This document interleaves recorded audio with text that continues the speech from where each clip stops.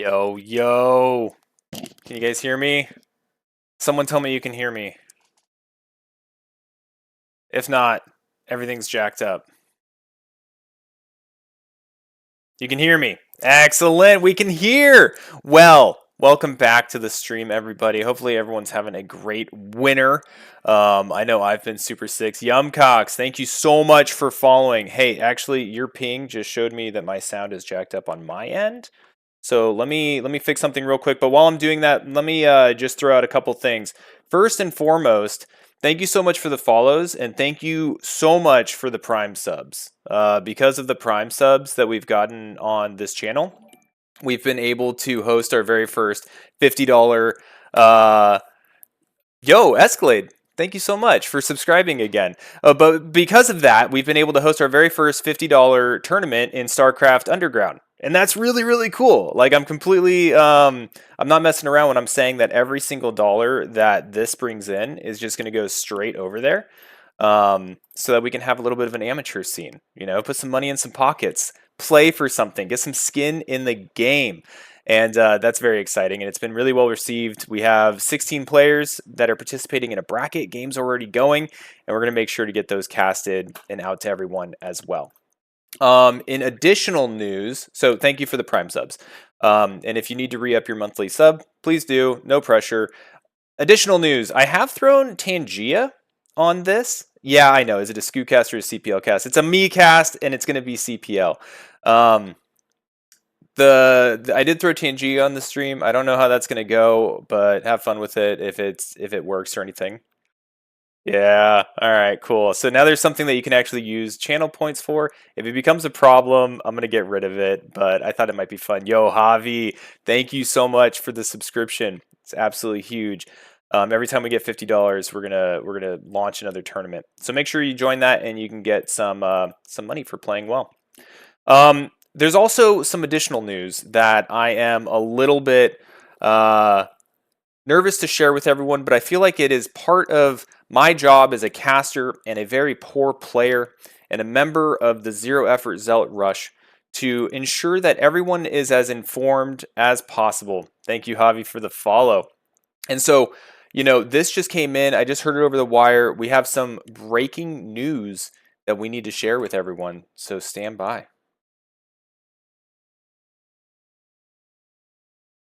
Involved with CPL. We're going to restart that. Thank you, Manshark. And indeed, today is a tough day for all involved with CPL, as there has been a scandal that has come to the surface. None other than esteemed admin and team captain of the team Zero Effort Zealot Rush, known as Escalade, with also having aliases such as Sexalade, Senior Tongue Advisor, and Hey, that crazy French-Canadian guy, has come under scrutiny after there has been allegations of potential bribery occurring within his team. Each week, participants may bribe him for inclusion in matches, where matches may not otherwise be permitted. Now, this bribery scandal has been ongoing. When investigators have dove deeper, people are aware of it. Many have even been quoted as saying that they've sent him feet pictures, monetary value in the form of US dollars and Canadian dollars, in addition to buckets of, quote unquote, that sweet ass poutine, whatever that is. Now, when asking other members of the CPL administration, it has come to the attention of the team captain of the Big Naturals, known for their huge and wonderful personality, Manadog, when he states, "We don't want to press charges or get the admins involved. In fact, we've been bribing him to continue his practices of taking bribes since it's been working out so well for our team." Manadog, aka Smut-Mutt. More details are sure to follow after this scandal, but for now, that's all we've got. Back to you, Manshark. Thank you, Sharkman. It's very important that everyone stays very informed at what is going on in the CPL organization. Now, with that being said, we've got some sweet-ass StarCraft games. We've got 4 games. This is going to be the second half of the Week 6 Tier 1 between Zero Effort Zealot Rush and the Build Disorders. We've got jomegan playing Terran going up against Grast playing Protoss, who I had the honor of getting my butt whooped by very recently. Very good sport about it, too. Leerak playing Zerg up against GG Nori 13. who's going to be playing Terran. We've got Steamy and Havi facing off in what is sure to be a dynamic TVT. We've got YumKaax playing Protoss up against Twinset playing Terran. So very, very exciting. So everyone, before we jump into our first game, which is going to be jomegan versus Grast, let's go ahead and knock out our anthem. If I can get over to my screen and click the right thing. There we go. Got to loosen up those fingers. Winners rise and losers fall, reflexes sharp, minds and thrall. Gamers play, this never ends. CPL, legends play. CPL, we fight tonight. Let us sing the storyline. From the shadows to the deep, we are the Coach-Pupil League. We are the Coach-Pupil League. All right, all the crap's done with. Let's get to the games. All right, first up, we've got the two players that I mentioned before. I had to restart my game because the sound was all jacked up. So I'm getting to the replay again. All right, it's going to be jomegan versus Grast. Let's go into game one. It's going to be on Neo-Sylphid for the first map. So let's go ahead and get into it. Now I'll be fixing the scorecard and stuff, so I'm not going to move around a whole lot.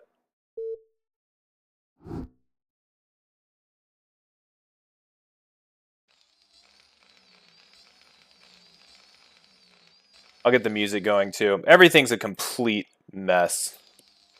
But it's going to be alright, because we're going to have some good Starcraft today. jomegan. I think that's how it's spelled. Oh gosh, blue versus blue. jomegan playing Terran. Team ZEZR. And then we've got... What is it? What's this other player? Protoss, that's right. That's right, it's Grast. We've got Grast playing Protoss, team build, disorders, looking good. We're on Neo-Sylphid. One of my favorite Sylphids. CPL 12.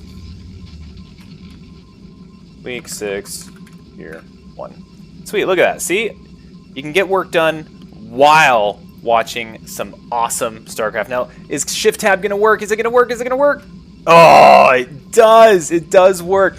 Neo-Sylphid, a 3-player map, kicking it off for our first game of this series. We've got Grast representing Big Naturals as our red Protoss down here in the 5 o'clock-ish position, 4 or 5 o'clock position.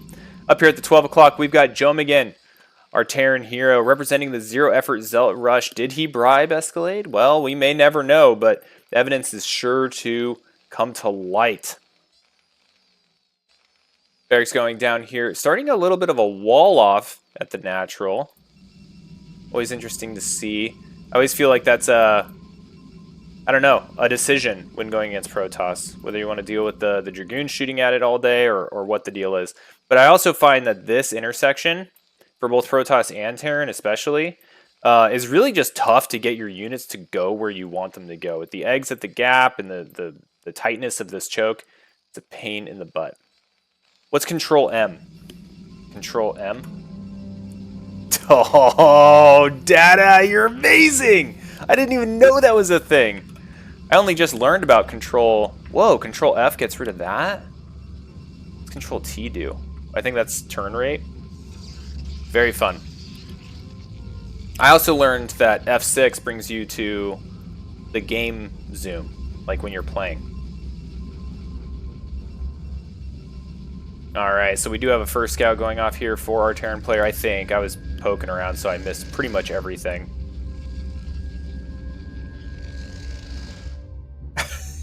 I'm reading Escalade's rebuttal right now.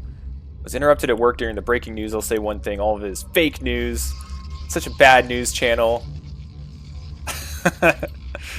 Oh, man. Yeah, if you don't like it, discredit it, you know? Deflect, deflect, and deflect. Alright, so Zealot's going to be running up here into the natural, but Bunker doing its job with 2 Marines. It might actually get this SCV, but a little bit of friendly RNG and a little bit of dancing around by the Zealot. Looks like the SCVs can be safe. And this Zealot's going to really die for free, getting a little bit of damage on those Marines, but not taking anything down with it. SCV going to die here from this Dragoon. Or is it going to escape? Nope, just doesn't make it. Try pressing R. Oh, yeah, it gets rid of the little bar thing. I like the bar thing. Without the bar thing, there's just empty space, and I'd have to readjust the whole stream. That looks like everything's on purpose. What's Control Y do? Oh, it gets rid of the thing behind the thing that I have protecting the thing. Beautiful. You guys are true casters. I'm just a wannabe. Meanwhile, up here we do have an academy going down. Looks like a little bit of a either concern over DTs and he wants to use it for comsats for detection, or he does want to go into a little bit more bio play. I'm not sure if he saw something. Oh, you know what? In his scout, he may have realized not a whole lot going on here. Where's the proxy? And using that as an early form of detection. So proxy 2 gate with the 3rd gateway back home, making everything seem cool and dandy, blocking his base with this Dragoon, preventing any further information for jomegan to get.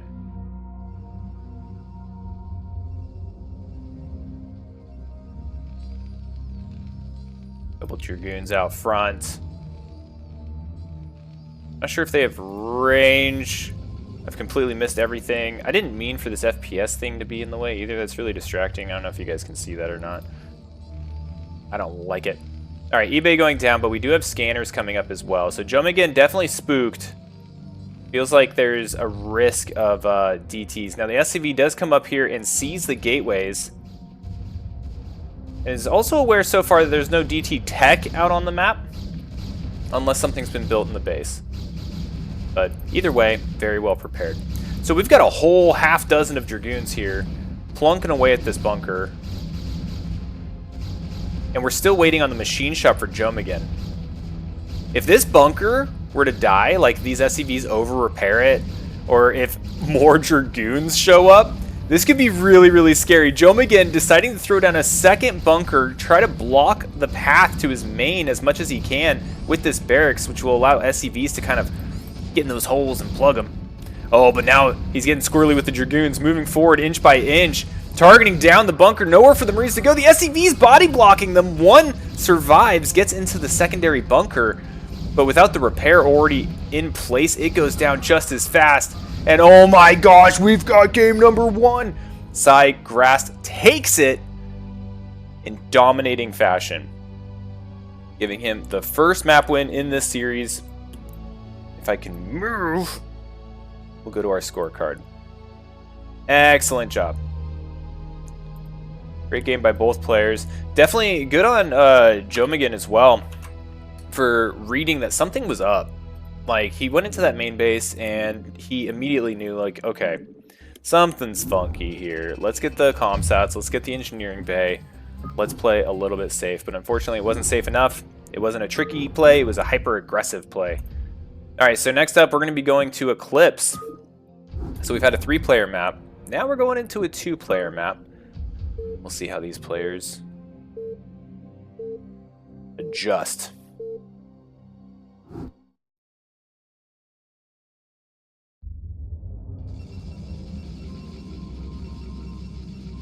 Gosh, so many windows open. Control-Alt-F. Thank you, thank you. I think beer gallons or someone was talking about it in one of the chats, and so I immediately opened up Starcraft and was just like playing with all these hotkeys that were being discussed, and then immediately forgot them. Alright, so up here in the top right on Eclipse, we do have Grast, who just came off a very decisive victory in that last matchup on Neo Sylphid. I forgot that I did that. I forgot this was a thing. Anyway, representing the build disorders. Now down here in the bottom left, representing the zero effort Zealot Rush, we've got jomegan. I don't know if I like the Tangia, guys. I don't know if I like it. I wanted to try to find additional ways for channel points to be kind of used and maybe get some funds for more tournaments. But like, yeah, we can't have that going on through a cast. So, and I know the internet well enough to be like, hey, if I say don't do that, you're just gonna do it more. So Escalade, thank you for trying them all out. You clearly have a lot of points. And look at this, Grast showing up with more hyper-aggressive play. With another proxy gateway down here at the 6 o'clock. Oh, you know what I can do? I can actually turn off Tangia. Don't cry, don't. There we go. Just gonna turn it off. Refund you? No. Stop spending points. I don't even know how to refund you. If I could. From all your bribes. Yeah, don't spend money on Tangia right now. I have it disabled. Alright, so barracks going down. We have a nice Sim City to protect against zealots. You're benching me for 3 weeks? Man, I'm already doing my part by not signing up. We need to get those wins. We don't need to see me out there in the clown show. This probe is doing a good job being annoying. It has 2 SCVs chasing it at the moment. Right now trying to get gas, but struggling to keep 3 on gas to get a factory up. I like this kind of wall situation going on here. I don't know if the entirety of this will be Zealot tight, but I think we're going to find out real soon as the Zealot and the probe both show up at jomegan's base. 1 Marine is all we've got, so it's really going to come down to how well did he plan his base layout. And right now it's looking like he did a pretty dang good job. He's going to have to probably drill some of these SCVs. It looks like he's doing it aggressively as opposed to, you know, trying to run them away. Doing a really good job of swapping out the hurt ones, making sure that they stay safe. We do have a 2nd Marine here standing by watching the first one shoot. Classic government work. And a 2nd Zealot shows up. And you can see in the production tab, more Zealots are just bound to start trickling into this base. I think once we have 3 Zealots in here and no Vulture in sight, right? Like the gas was a little bit delayed. Right now there's no factory being built. Vulture is really what you're looking for to put an end to this Zealot pressure, and it's just not coming at the moment. 1 Zealot does go down, another one has no shields, but the damage to the SCVs is starting to pile up. And it looks like jomegan's going to be recovering pretty well here. 3 Marines, 1 Zealot, 4 Marines, a 5th one on the way, a couple more queued up, and I think he's going to be all right. But what's the transition plan once all these Zealots have been cleaned out of the base? Oh my gosh, this is so annoying, and kudos to jomegan for like surviving. Whenever this happens to me, I just die. Happened just yesterday. I think that was one of the games I was talking about when I played Grast. I think it was him. It might have been another Protoss. I lost like 9 TVPs yesterday. But I legitimately lost to like 2 Zealots. And it was because my factory didn't make, and then like some micro problems. It was just an absolute disaster. Game was over in like 4 minutes. Okay, so we have recovered for jomegan. He's getting his SCV out. He needs to find out what's going on across the map. He's not aware of this this gateway as of yet. He might be if he was really good at knowing timings and things like that. Maybe the Zealots showed up a little bit early, but he has not seen this or confirmed that it's there. Now it looks like a probe's gonna be heading out, potentially expanding, maybe not. Doesn't quite have the money for it. Just gonna be throwing down a pylon, and the SCV is gonna be getting into the main. He's gonna see range upgrading. He's gonna see 1 gateway. And not really much else. So I think the lack of pylons alone is going to tip him off. And you can see jomegan running around the base. 1, to stay away from the Dragoon, but 2, to check all the dead area. To see if there's anything tucked away in here. And I think he has pretty solid confidence that there's not. So with that, going a little bit defensive, not starting off with building any Vultures, but going straight into tanks.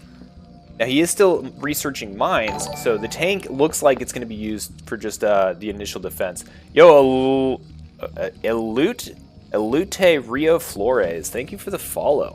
Good to have you.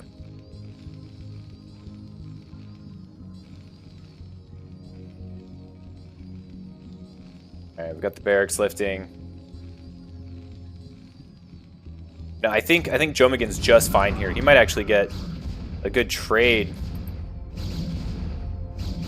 But the ramp is just so annoying with the AI. So he's going to try to come down here, repair the barracks a little bit. Keep the SCVs in front. He does finally have a vulture out, and we have mines already researched. But I know jomegan definitely wants to expand. Yeah, I see that there in the chat, Dada. You're absolutely right. Grast is just sitting here. Delay that expansion. Delay that expansion. Because it wasn't free to do that aggressive play. It put him a little bit on the back foot as well. He's only just now getting his expansion up. He's starting to build additional gateways back at home. And now we have the CC starting on site at the natural with mines out here to defend. So we are going straight into Templar Archives somewhere. Ooh, way up here.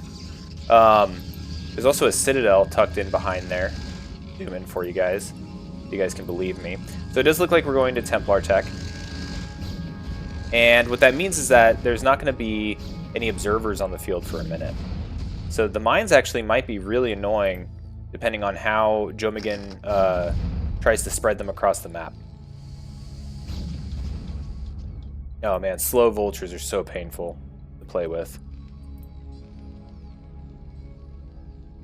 Okay, we do have a bunker. It is full. We have a tank. Siege on the way. About 2/3 of the way done. Oh, wow. And Grast is trying to push in here.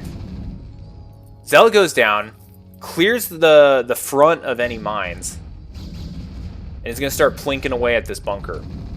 Oh, no. A little too close for the tank. Don't let the tank die. The tank dies. But a good mine detonation prevents the Dragoons from just running over this position, running by.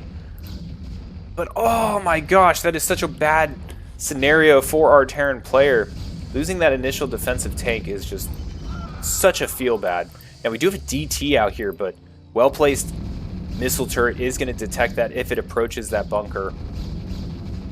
And there is still a mine here if the DT were to try to swing by.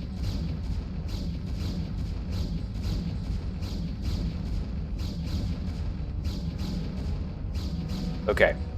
Preparing, shooting. Got it. What's going on everywhere else? All right, we're starting a second factory. Getting 2 tank production online. Now, siege is complete. The jomegan's going to push out here and try to shoo this Dragoon away old-fashioned style. All right, and it looks like we've kind of stabilized from the Terran perspective. And, you know, even after all that aggressive play, I feel like the game state just kind of got delayed a little bit for both players. But both players are still doing okay economically, right? 32 workers for our Terran to 34 for our Protoss. Now, Protoss is taking the opportunity to get a third base. And it looks like he has a Dragoon poking around looking for any vultures. Wolfix, thank you so much for following. Good to see you. All right, that vulture in the top left is going to get knocked out. Ooh, and we've got a Stargate. Interesting. Okay, so it looks like he might be trying to race up to Arbiter Tech. Or straight to carriers. Fleet beacon down, baby. Second Stargate going down. I feel like Protoss does this when they just, you know, don't want to play for very long. They're just like, I need the easy win button. Let's just make a bunch of carriers. Alright, the mines are going to dissuade this DT from going any further, but without any detection in the form of scans or a science vessel, this little push that jomegan was trying to move out with got pretty much shut down from that DT. Now, earlier, the Vulture saw that this was here, planted some mines, so I imagine that this is going to be kind of an early objective for jomegan to try to get out and knock this out, just so that he can put the defender's advantage back on the defender's base, as opposed to having the means of production right outside his natural. Alright, we got some Dragoons sharking around. SCV scouting. I wonder if this is going to be a ninja base. Oh, we going to see some Kung Fu fighting? Maybe. We'll keep an eye on him. Vultures running around. Going to see if they can sneak up into here. Might be a good opportunity. This hasn't been walled off yet. Dropping some mines up here at the 11 o'clock position. Oh, but he does have a DT blocking the ramp. This might frustrate the Vultures. And you know what? I actually don't know the interaction with Forge and Pylon, but a cannon does go down right there. And I think this is going to shut down this little, this harassment. Okay, so jomegan opts to just drop some mines, see where else he can poke. He does spot the shuttle, so he knows that that is out and about on the map. Yeah, poking around, scouting, getting intel.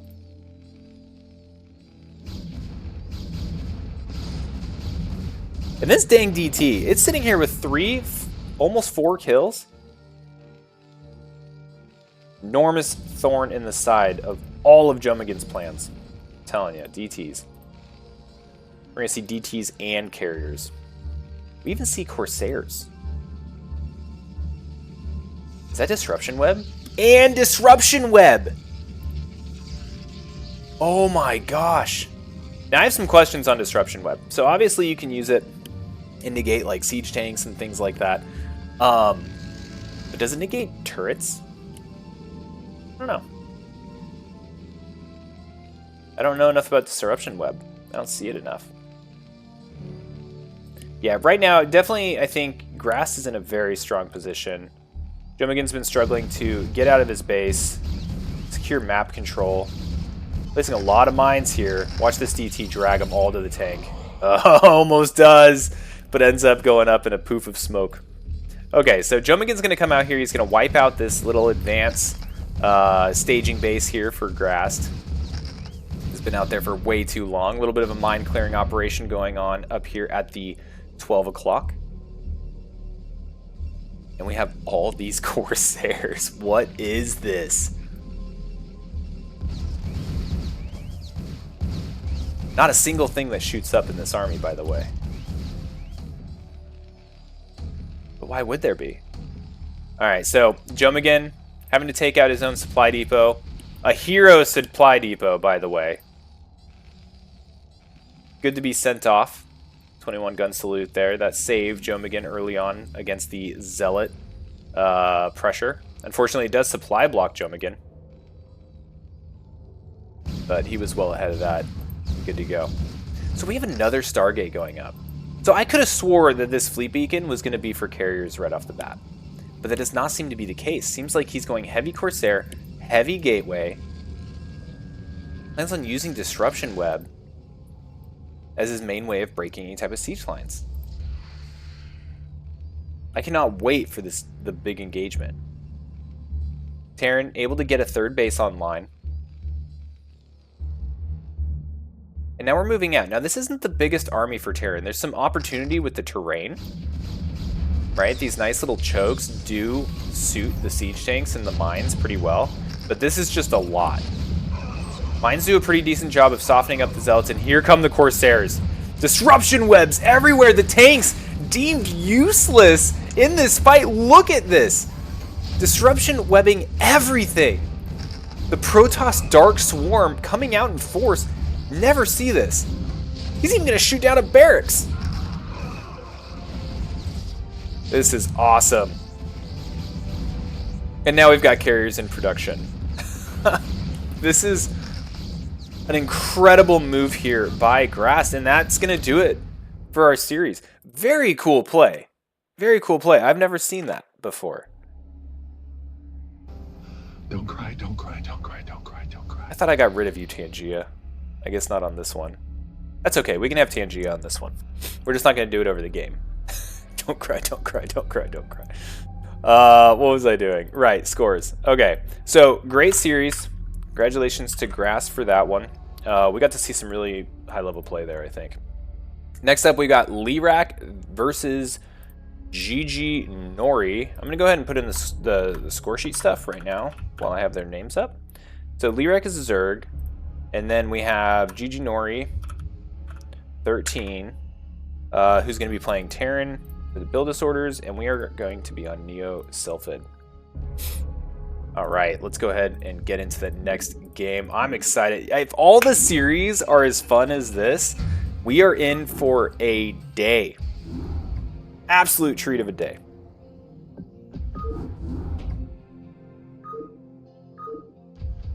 All right, Neo Sylphid ZVT, the classic matchup. Oh, man. Gets my blood flowing to all the right places. Come on. Live PC. There we go. Down here in the bottom left, we have Leerak representing ZEZR. The Zero Effort Zealot Rush is our red Zerg. And over here in the bottom right, we have our blue Terran GG Nori 13 representing the Build Disorders. In-game chat, so for those of you that have filled out your bingo sheets or have not, if you have filled them out or not filled them out, King Anderson in the CPL Discord, let him know. He handles all the prize support for the bingo sheets.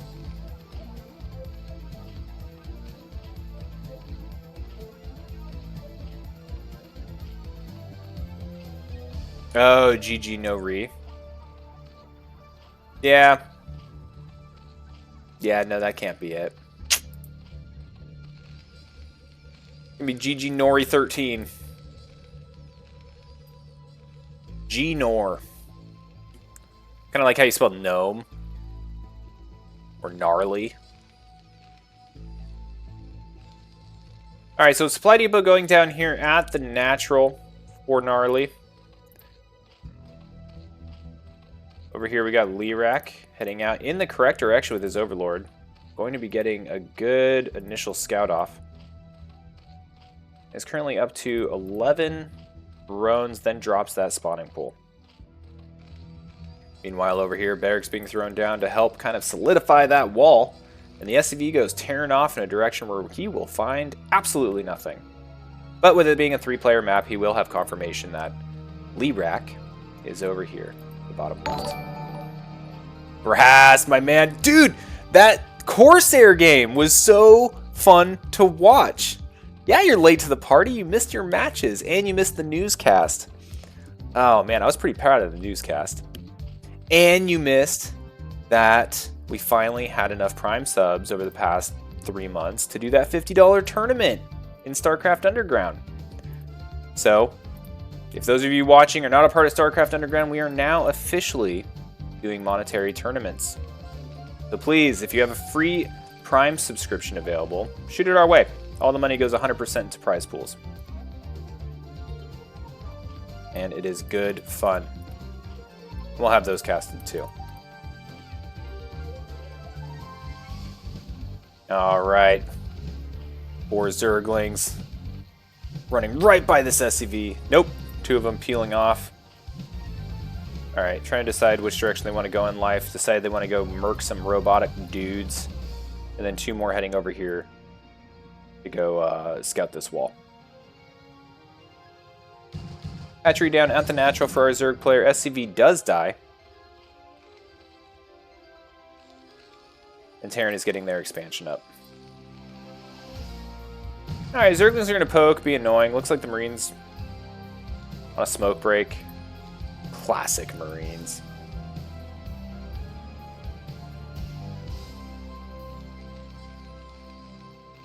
Second barracks going up.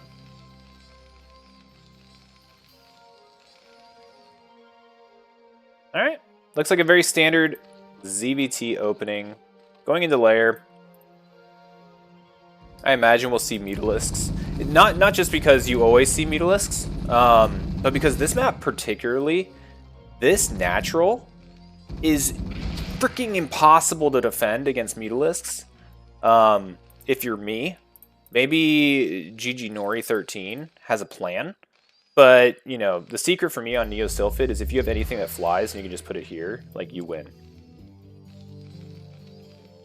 And not only that, but that's the direction of our Zerg's base. Now, Drone is here ready to put down that Spire. Spire does get dropped. 5 Zerglings hanging out as early warning. And we're starting to pump them Marines. Gas is up. Only 1 mining at this time. We'll see if he goes eBay, get +1, or it looks like he's going to go Academy first. Start getting that stim underway. Get those scans up.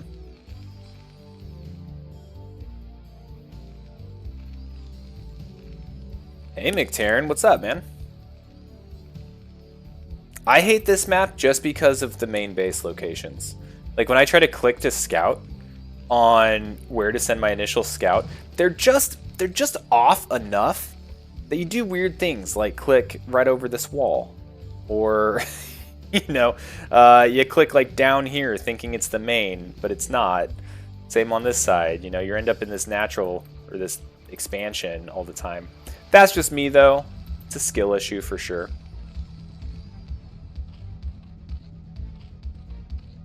All right, we do have a second gas up for a Zerg player. Spire just now about to be completed. We've got scanners, at least one being dropped at the natural. Stim halfway completed, and we've got our medics. So we'll see if this is going to trigger a move out from GG Nori. He's got that good old-fashioned... Ooh, he's got 11 Marines.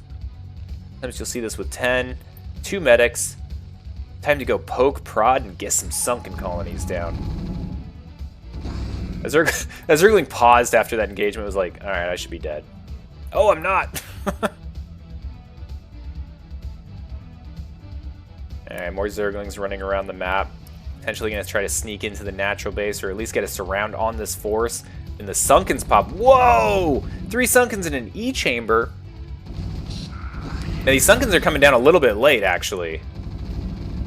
Oh, no. Targeting... Okay, so... Looks like targeting down the middle one. This one might finish in time to get some damage off, but this is looking really good for GG Nori. He's going to knock out this Sunken. There's only 3... Oh my gosh, and Leerak says, enough's enough. GG.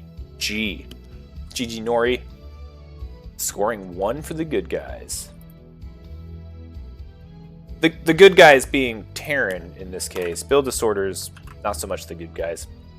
But great game, both players. Let's go on into map number 2 of this series.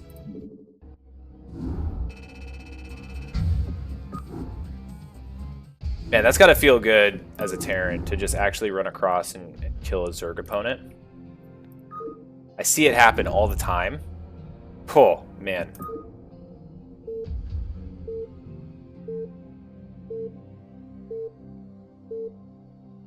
Maybe you guys want to see the game too. Here you go. I can push the stupid... There we go. GG Nori. KK. And this time we're on Eclipse. You know, I'm wondering if we're going to see faster matches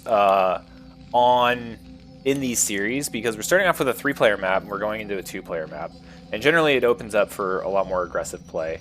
Not that last game was. It was a pretty standard game. It was just kind of a little bit of a late Sunken, which was all it was. Like, if the Sunkens were just 20 seconds earlier, 10 seconds earlier, that game may have been very, very different. But up here in the top right, we got GG Nori representing the build disorders as our blue Terran. And then down here in the bottom left, we have Leerak, our red Zerg. Kill Ace, you ever dabble in tossing Zerg? As a kid, I mained Zerg. And I say, like, as a kid, so like from like 7 years old to like 17 years old, playing with cheats against the computer and like my little brother, I played Zerg. So never very seriously. Protoss was my brother's race, so I never played it. We were very territorial. And now I just play Terran because I pick my race based off of the mirror match, and I think the Terran mirror match is the most fun.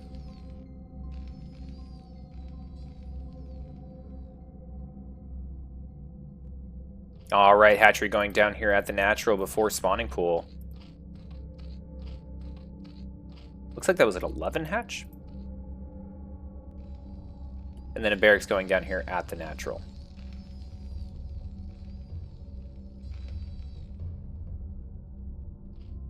All right, SCV making its way up into the main. We'll see if the timing of this spawning pool is caught by GG Nori. I don't even know if he's poked in far enough to see the spawning pool. He hasn't yet. I think right now what he's waiting to do is he's waiting to see if the lings are going to pop. And how many. And he's going to throw down a bunker. Here we go. We got 0 Marines on the field. But this definitely looks like a reaction to not seeing the lings. To not seeing that spawning pool completed. Now, with a big drone pool here, going to shoo that SCV away. Looks like we still have a couple more coming across the map, so I don't think he's abandoned this plan completely. But this bunker is taking a ton of damage. Does cancel it, loses the SCV, but Leerak lost it. What is this? 7 drones worth of mining? Oof. And now here come the Marines. And there's not much money here for our Zerg player, but there was enough money to get 8 Zerglings out. So Leerak's going to be really safe. In fact, the counter may just kill our Terran player. We've got 1 barracks, 2 Marines, sprinkled out all onesie-twosie across the map. I like this play. Buy as much time as possible with this Marine's life. It's just like, Joe, just run. Leerak, not about it. Sends his Zerglings all the way across. But I think that move did save this 1 Marine's life. Okay, Marines posting up in holes. SCVs coming to help their buddies.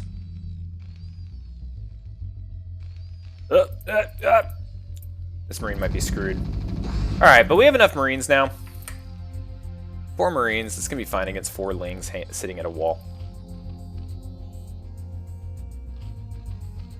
And we see the layer timing going down now.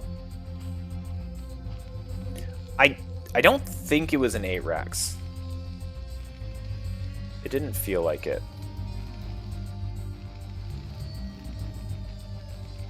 Academy and 2nd Barracks going down. Refinery as well. And now we're back to a normal game. We do have a good amount of Lings here, though. We got 10 Lings sitting outside the natural.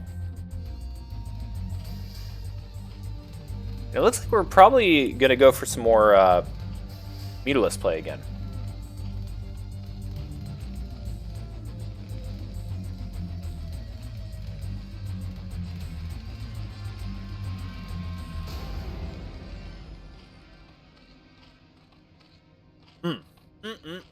CVT, baby. Love it. You want to look at the wall again? People love talking about walls. Oh my gosh. They love it. Alright, so we do have a spire being built. A couple of Zerglings split. Keep an eye out for any type of expanding, and also keep an eye out for any type of army movement. The Overlord's already peeking this avenue of approach. Oh, you know what? These Lings might actually get a little bit of an ambush. Trying to go for a surround here before the Marines get to the high ground. Not getting any Marines at all. And this push is steamrolling across the map. See if I can right-click on anything. There we go. Here we go. We do have the scans going down as well for GG Nori. Scan the main. Saw the spire is not done. We'll see if there's going to be a second scan to check for Sunkens. And we see 3 being built in the production tab. I want to keep this like this for the scan. Alright, whatever. He's not going to scan. Alright, so now he moves forward. He kills the Overlord. And now again, we're in a situation where the Sunkens are just a little bit too late. And I think this might spell disaster for our Zerg player. We brought Fire Bats this time. Oh, man. So unfortunate for Leerak. GG. And that's going to give GG Nori a 2-0 victory over his opponent. Alright, so right now we have build disorders coming out hot. Grast and GG Nori slapping around the potentially corrupt and bribe-riddled zero-effort Zealot Rush. And that brings us to our 3rd series of the day. This is a TVT, so buckle up, grab some drinks, you know, kiss your wife, your husband, goodbye. Let them know you'll be back in the spring. This one might be a long one.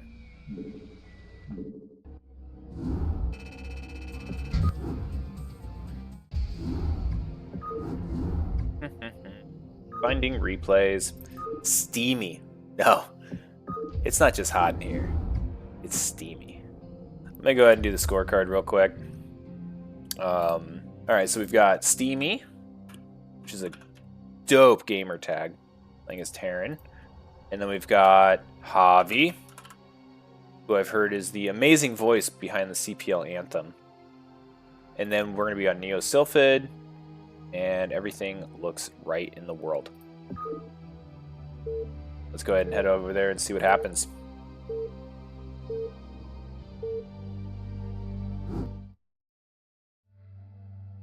Ask, no, I don't know the outcomes of these matches. I actually picked these matches, one because the tier 1 players, they just, oh my gosh, they whine about wanting to be casted so much. They're like, everyone's too scared to cast our matches, and I'm like, yeah, it's pretty scary. And then also, I picked the secondary criteria, so that was the tier. And the secondary criteria was the fact that I wanted to pick names that I haven't casted a ton of, and I try to mix the teams up. So this half of this tier seemed to work pretty well. So down here in the bottom right, we have Havi representing the Build Disorders up against Steamy representing the Zero Effort Zealot Rush. 3-player map, TVT. Let's see what we can do.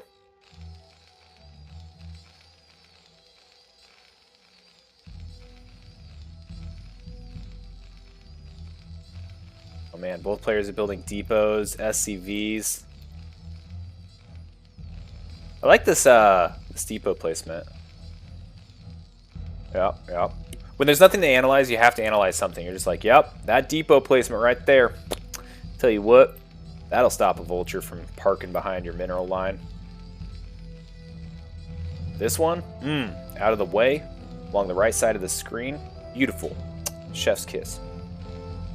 We have a barracks going down for both players. Now this, you'll notice, and something I'm trying to remember to do when I can, is they're building them up against the wall towards where they could fly it out to another base for good scouting. Just kind of speeds it up. Build the barracks out as far as you can within your main base. Then once you have it, you have your 1 or 2 Marines or whatever the case may be before you get your factory tech up. Then you can lift it, and it's already, you know, a screen's distance closer to your opponent and their avenues where they may be attacking you from. So, small little thing. Both players paying attention to the details here. Now we have an earlier scout coming out from Steamy. He's going to be heading up here to the 12 o'clock position and seeing nothing. Scout coming out for Havi as well. The Havi scout is going to go to the correct base. He's going to have a very good idea of what Steamy is up to.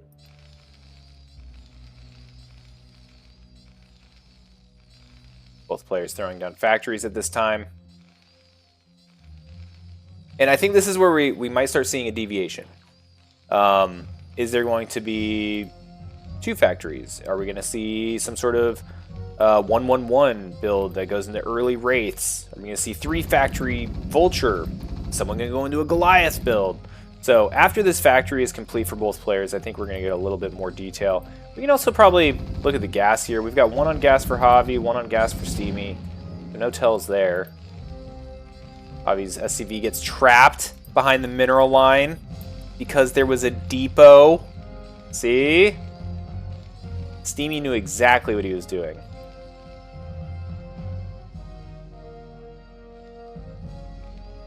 Alright, CC going down for both players. Right now we still are at mirrored builds. A little bit of a faster vulture here for Havi.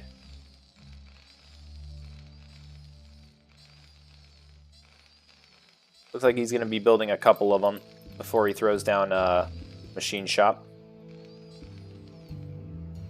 Alright, so both players sending their vultures straight to the opponent's base. Now Havi's taking a little bit more of a indirect route.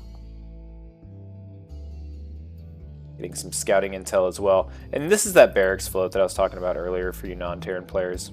This is why having it built up against that wall is a little bit helpful. 2 vultures here at the front are going to protect Havi's base just fine. We are getting a machine shop for Steamy. No machine shop. Okay, now there's the machine shop. Alright, we're still mirrored, everybody.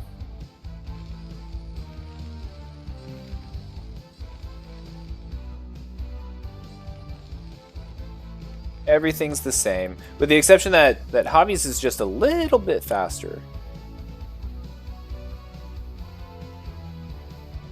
Steamy upgrading speed. Uh-oh, 3 vultures versus 2. Nice little target firing of the Marine there.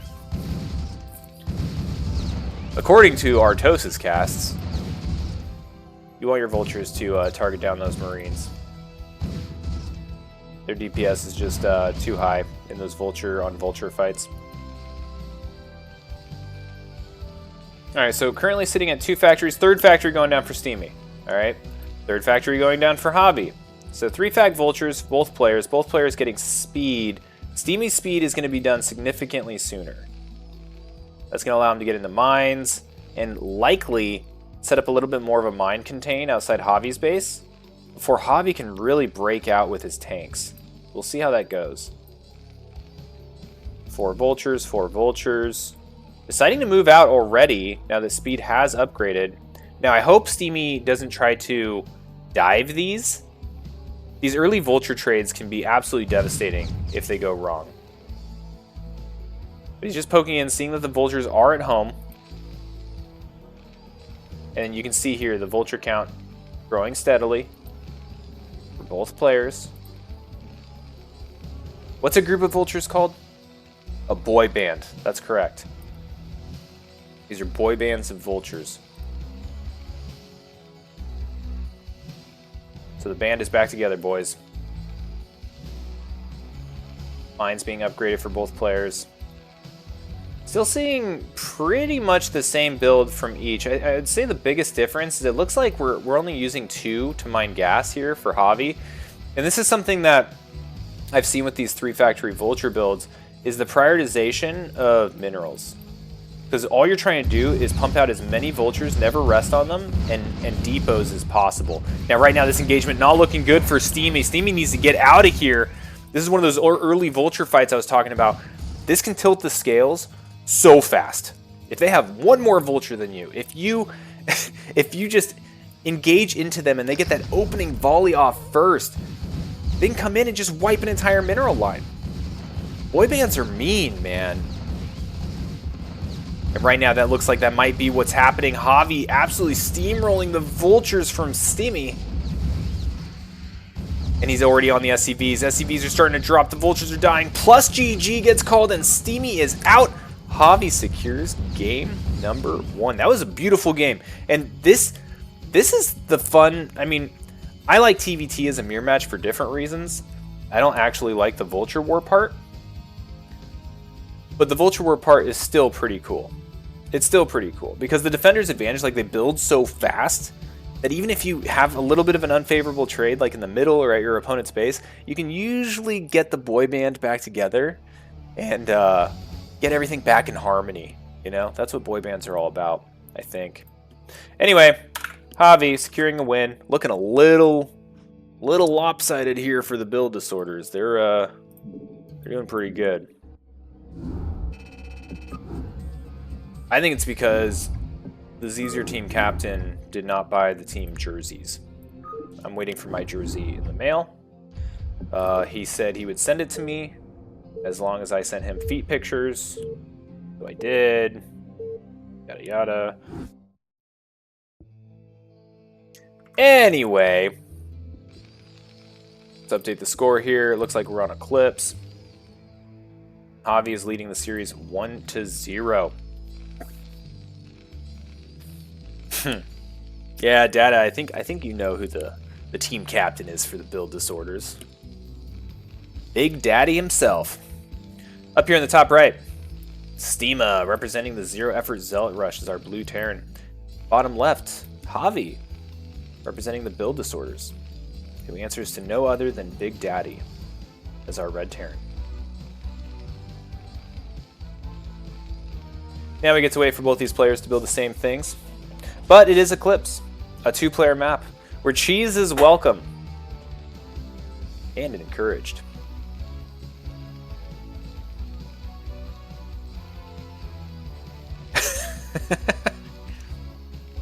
Esk, you're not supposed to admit these things.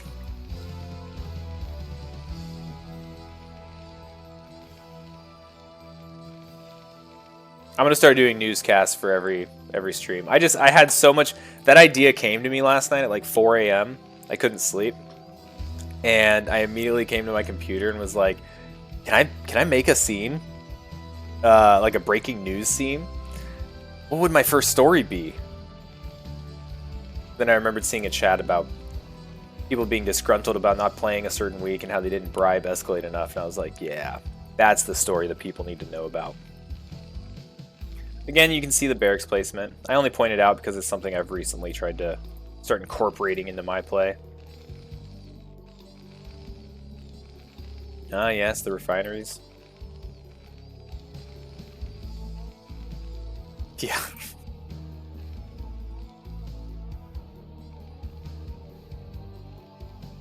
Ah, yes, Betty, I'm sorry.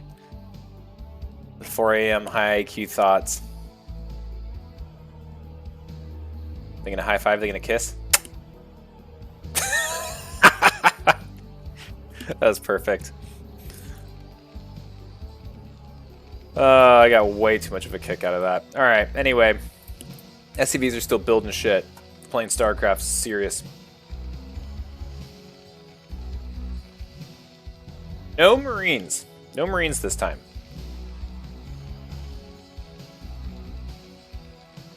You clip it. No one even clipped my newscast. The only thing that's been clipped is the D web.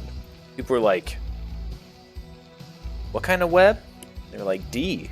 And they were like, "D's nuts." Also, like, D's nuts jokes are far superior to 6-7. And we need to bring them back.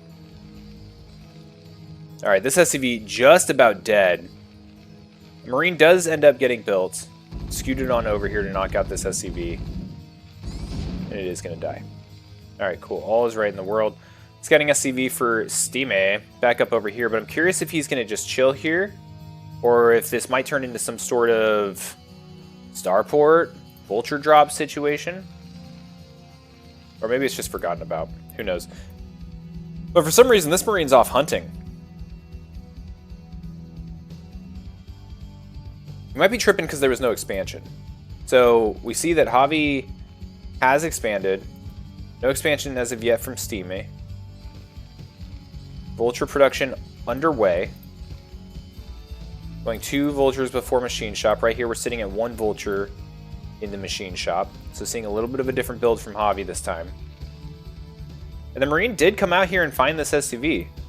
I'm not entirely sure why he was looking for the SCV. Maybe there's some sort of history, or, you know, a lot of replays are shared. Maybe there's some sort of known build on this map that I'm unaware of. The SCV does get taken out right outside the natural of Havi. Bunker, man center, vultures, Marines. You know how it goes. Second factory going down for Steamy. Still sitting on 1 factory for Havi. So Havi banking up a little bit of money here. I'm curious where it's going to be going. It looks like he does decide to invest in siege mode. And this is going to be really powerful if Steamy doesn't try to just zoom on in here too early. Now we're going to have the tank here, so the ramp will be easily clogged up. So I think that option kind of goes out the window now. And it's not like Steamy has mines yet. If Steamy had mines, then I would say the tank is under a little bit of threat. But I think right now, Havi's pretty set to be safe. I don't think these vultures are going to do any damage to him. Engineering bay being constructed. Something spooked Havi. He's concerned about air. Concerned about those early drops.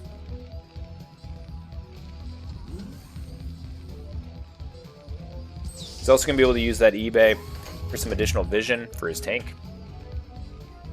And we see the boy band coming together. They're starting to form. The Saja boys are here. They're about to wreak havoc on the front of Havi's natural. Alright, barracks is getting shot up by Marines, as it does. We're up to 3 factories. This looks like the exact same build that we saw last game from Steamy. And Steamy's going home. I don't know if it's because he saw something with this barracks or not. Or if he's going to wait until speed is upgraded. Yeah, remember, we just came off a game where the vultures were caught out a little bit by Javi's Vulture Force. And so being able to stay at home almost ensures that you'll have a favorable trade if you're doing a mirror build. And so this might just be him playing a little bit more cautious with his Vultures after last game. 2 siege tanks. More tanks on the way. Now, there's going to need to be a tech swap of some sort here soon. Also, the eBay did get dropped here at the natural choke. This is going to funnel all the Vultures through one tight area, this little engagement area that Javi has made for himself. So I like that move a lot. Oh, and here they come. All right, here come the Vultures. They think that they've pounced on easy prey, but then they show up and there's all these tanks. Steamy probably thinking, damn it, there's tanks everywhere. He needs those mines. He needs those mines now, and they are not upgraded just yet. Third tank gets sieged where the engineering bay was. Got some Vultures hanging out here, preventing an expansion. What else we got going on? We're going up to 4 factories for Steamy. Got it. Cool. Getting an academy. Needs to scan. Needs to see what's going on in there. Makes a lot of sense. Academy for Javi. And Javi's still sitting on 3 bases, but he has continuous tank production going. It's just now about to match Vulture's speed. He also has a armory going down somewhere. There it is. And there's the mines. Okay, you can feel a little bit safer with the mines for potential just wild tank pushes. Especially when you fill an entire screen with these dang things.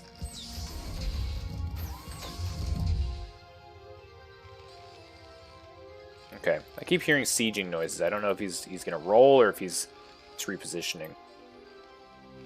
So right now, Steamy, with a higher supply count, lower worker count, a lot of this being made up by Vultures. Vultures fill up your supply so fast.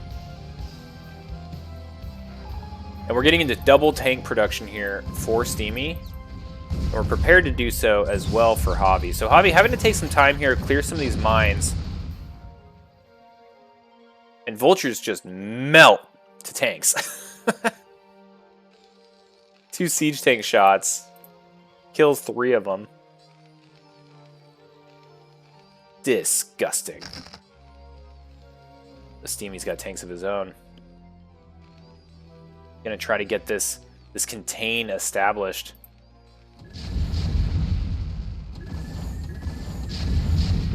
That's annoying. Buildings are shooting buildings.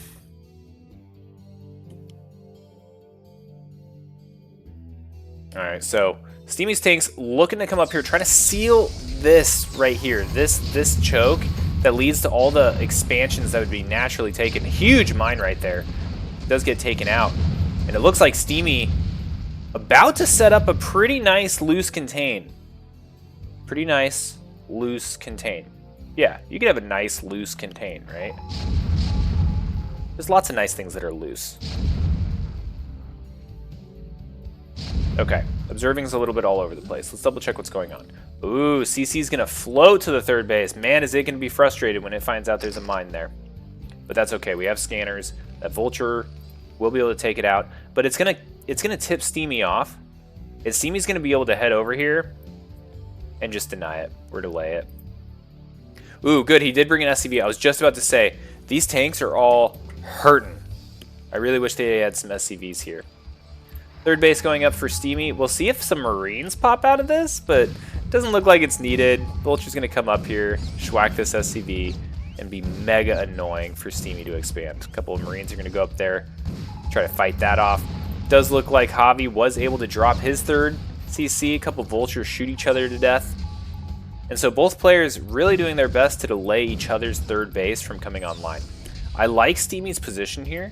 He's higher on supply. He's got a whole bunch of tanks. He's got mines established. Oh, but here comes the push from Javi. Ooh, and I say he has a bunch of tanks. Javi's got a whole buttload of tanks, but they're not sieged yet. And these initial volleys are doing so much damage. Oh no, the tanks are targeting the Vultures. And with the barracks providing vision, Javi's attempt at a breakout, I think, failed. It stalled out right here at this line, and these tanks could not penetrate what Steamy had established. Nice spread here from Javi.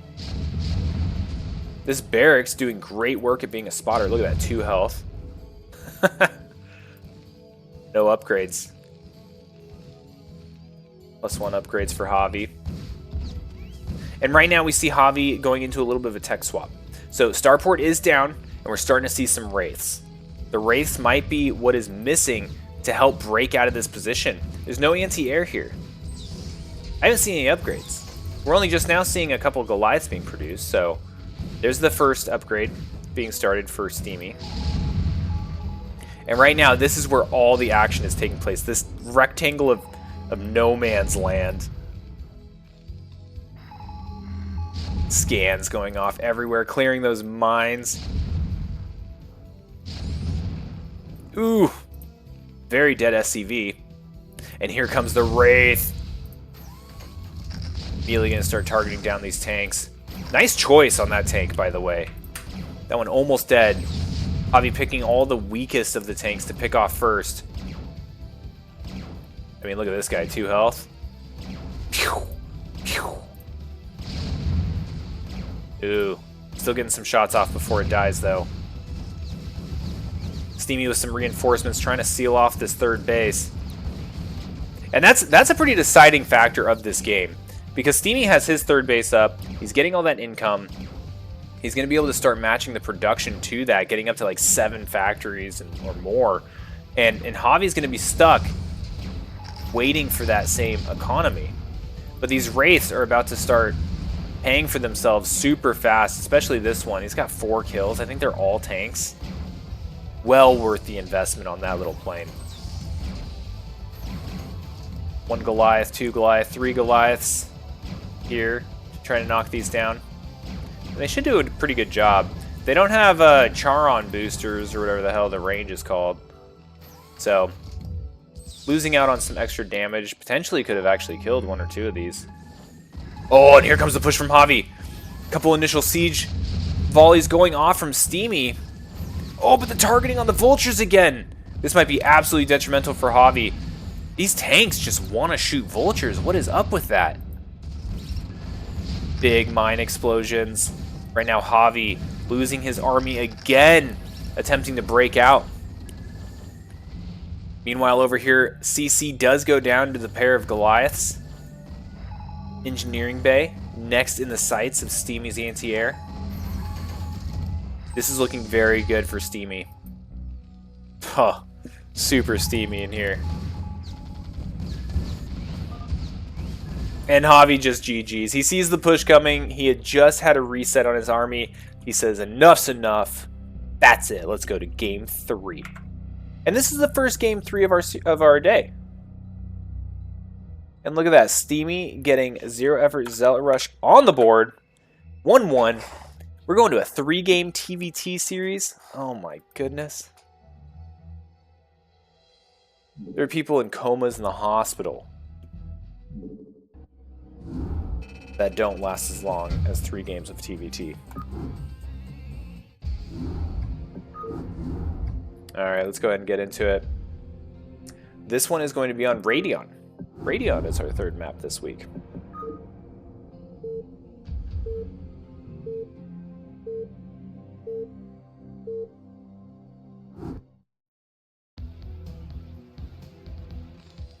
Alright. So Radion, a 4-player map. Down here in the bottom right, representing our build disorders, is the red Terran Havi. In the top left, representing the 0 effort Zealot Rush, we have our blue Terran Steamy. I think Javi listens to the CPL song on repeat all day, every day. And if he's not listening to it, like while he's like underwater swimming or something, he's singing it to himself.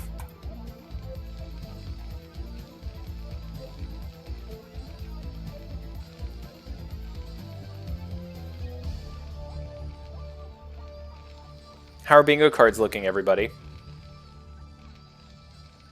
Wait, Javi, you don't listen to the music that you make?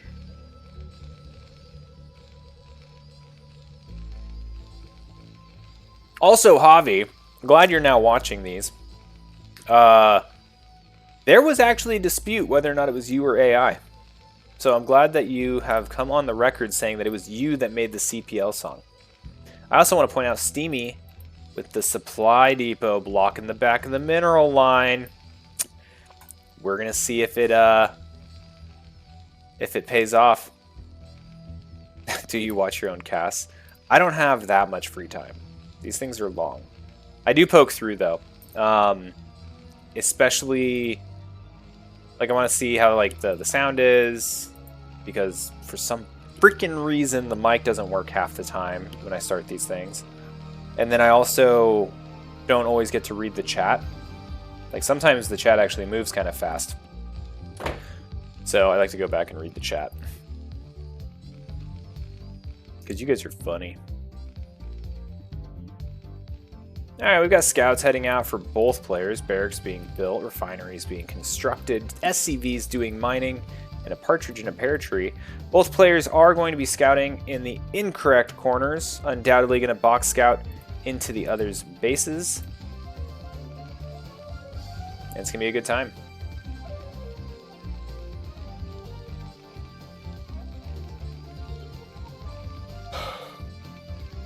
You can't compare me to Havi, though.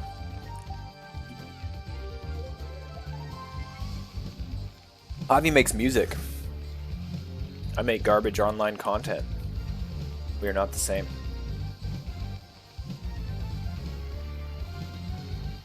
Yep, see, box scout. So neither one of them check in the middle, which I've become traumatized and always try to do now. Ooh, what is this? What is this? Where is he going? What are you doing? Factory? Starport? Academy? I want him to build something. Okay, there it is. Factory. And a factory in the main. Okay, so he is throwing a huge trickeroony out there. Javi's coming up here thinking, okay, everything's looking Gucci. You're just banking up some minerals for your expansion, just like me. I'll run away now. I'll come back later and check on that expansion. No. Steamy has a factory on the map. I'm curious to see how this plays out. Oh, but this barracks is gonna see it!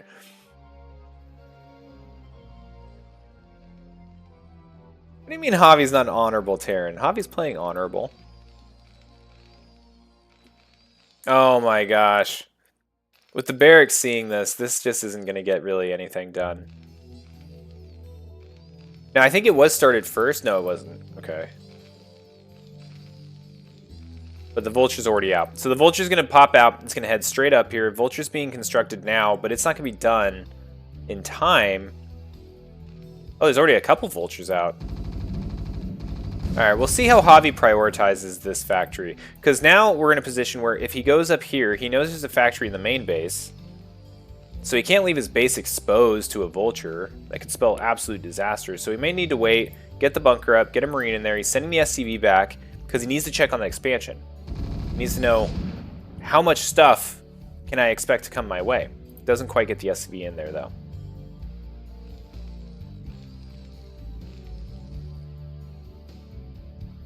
Alright, so now we've got 3 vultures. Now, it's still 2 factory back in Javi's base as well. So it's not like he's being wildly outproduced.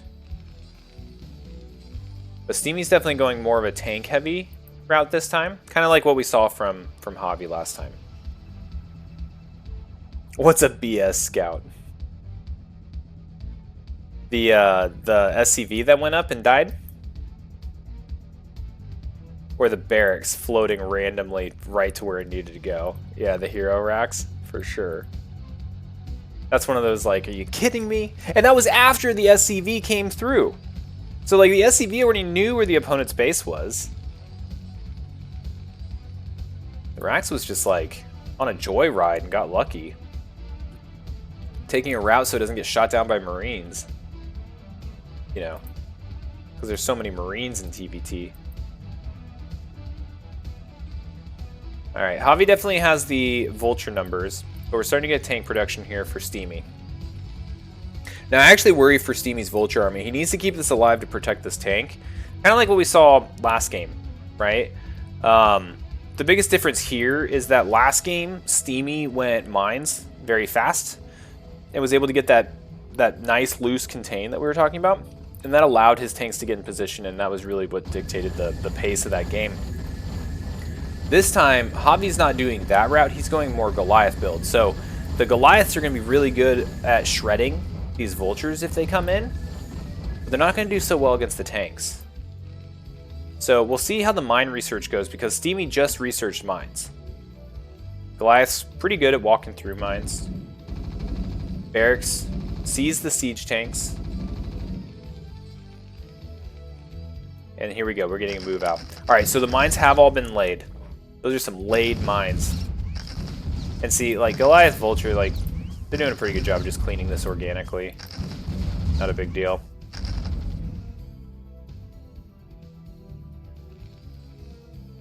What is this guy? Alright, he may just be hanging out. Checking for expansion timings. Maybe building another factory, who knows? This factory is still here. Hasn't been messed with at all. Oh, I say that. Here comes Havi. But there's a good amount of vultures here to defend it. We'll probably see this lift off and try to fly away. But maybe not. Looks like Javi's playing a little bit conservatively, bringing everything back home. Because like we were saying earlier, if you come over here and attack this, right? Like, look at my left hand while the right hand comes and smacks you. You need to be careful for these speed vultures to just come flying into your natural. And there's no tanks or anything on Javi's side, so needs to be careful. Alright, so we are sieging up. We're taking control of this intersection here for Steamy, and that's going to allow him to expand to this third base location.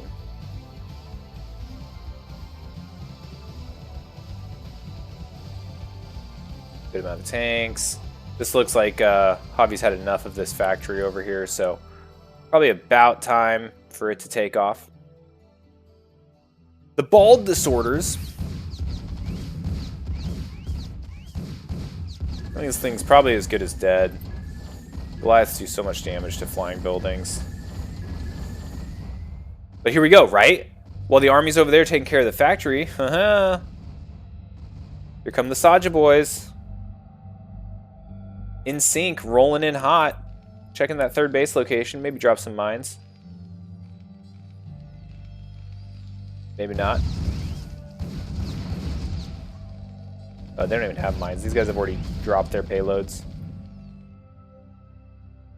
Factory survived, by the way, I want to point out. So we may see Chapter 2 of the Factory Chronicles. Alright, now we have Javi mines going everywhere. Okay, we've been chasing vultures around for a bit. I think we're about to see an engagement here pretty soon. I want to see how everyone's doing on like upgrades and everything. So no upgrades yet for our blue Terran, Steamy. No upgrades yet for Javi, but +1 is just about to finish, and Siege is just about to finish, and Goliath range is just about to finish. So starting to tech pretty heavily. Javi going up to 5 factories. Steamy on 5. Building a 6, but you gotta remember the 5th one's over here. Just on fire in left field. So this is starting to shape up like a real TVT battle. These mines doing their job.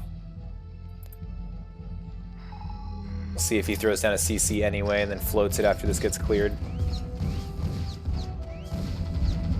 Alright, Javi deliberately clearing some of these mines in front of the natural and starting to set up a little bit of contain. We're starting to see the map kind of take some shape here.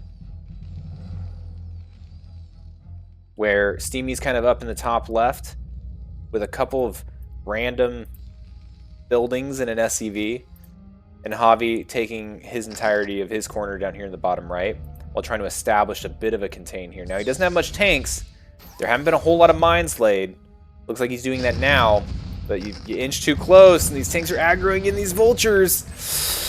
That was a good amount of vultures that went down. But vultures are free. They feel free. Third base being started here by Steamy. Was delayed a pretty heavy amount by those mines that were placed there. I think Javi actually got his down first. Yeah, I didn't see if this was built in base and then floated over or not. But it's there now. Oh, that's terrifying. Scary mines on top of tanks there. Not a whole lot that's going to detonate that, but still always a scary feeling.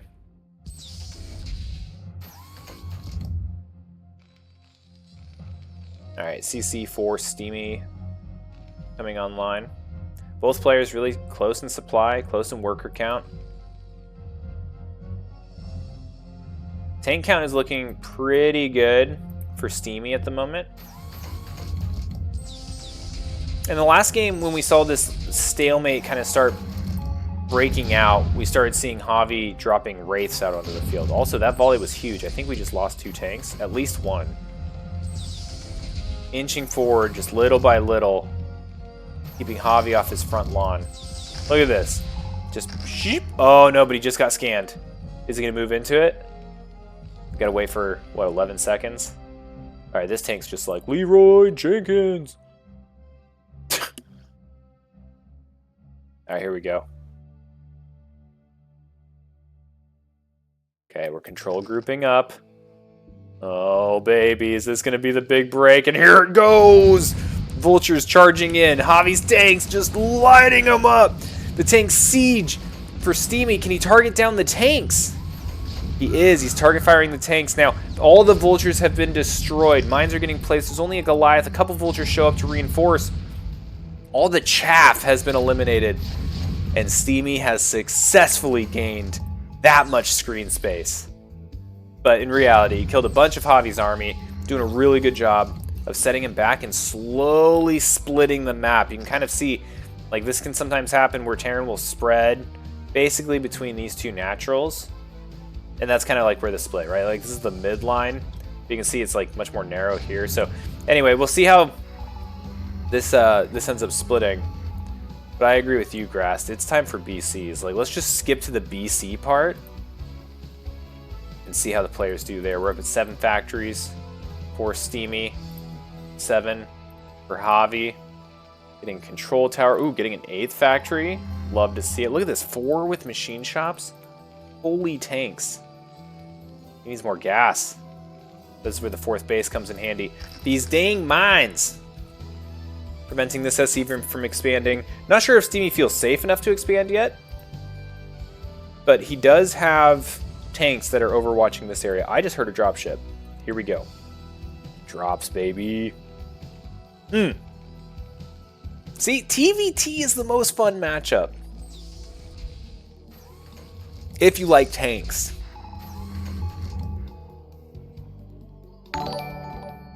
Crazy Citizen! Thanks for raiding. Hello, raiders. You are watching CPL, the premier Coach-Pupil League for all things Starcraft Remastered. If you're not part of CPL, you should join it. And if you don't want to join it anyway. It's a great time. We're watching some of our tier 1 players face off. Trepid CYM, what's up? I recognize your name from somewhere. You an Artosis viewer as well? Alright, dropship comes down to the 6 o'clock and annihilates the CC that was there. So really good use of that dropship. Now meanwhile up in the 12 o'clock we do have Steamy starting to get his expansion underway. Now what I'm curious about from Steamy is here at the 12 o'clock is where the tip of the defense is for Steamy. And yeah, that's what I was worried about right there, right? He doesn't have the concentrated firepower to really defend this ramp. And that's where everything's been getting stacked from Javi. Now Javi may lose all these vultures, huge reinforcement coming here, but we'll see if there's another counterattack from another direction coming from Javi. But maybe not yet. Maybe not yet. Javi looks like he's getting in position, kind of splitting the map so that Steamy only has a quarter of the map available to him. Alrighty, Javi now has his own dropships. Looks like a counter drop of some sort occurred here. Was able to get rid of Steamy's army.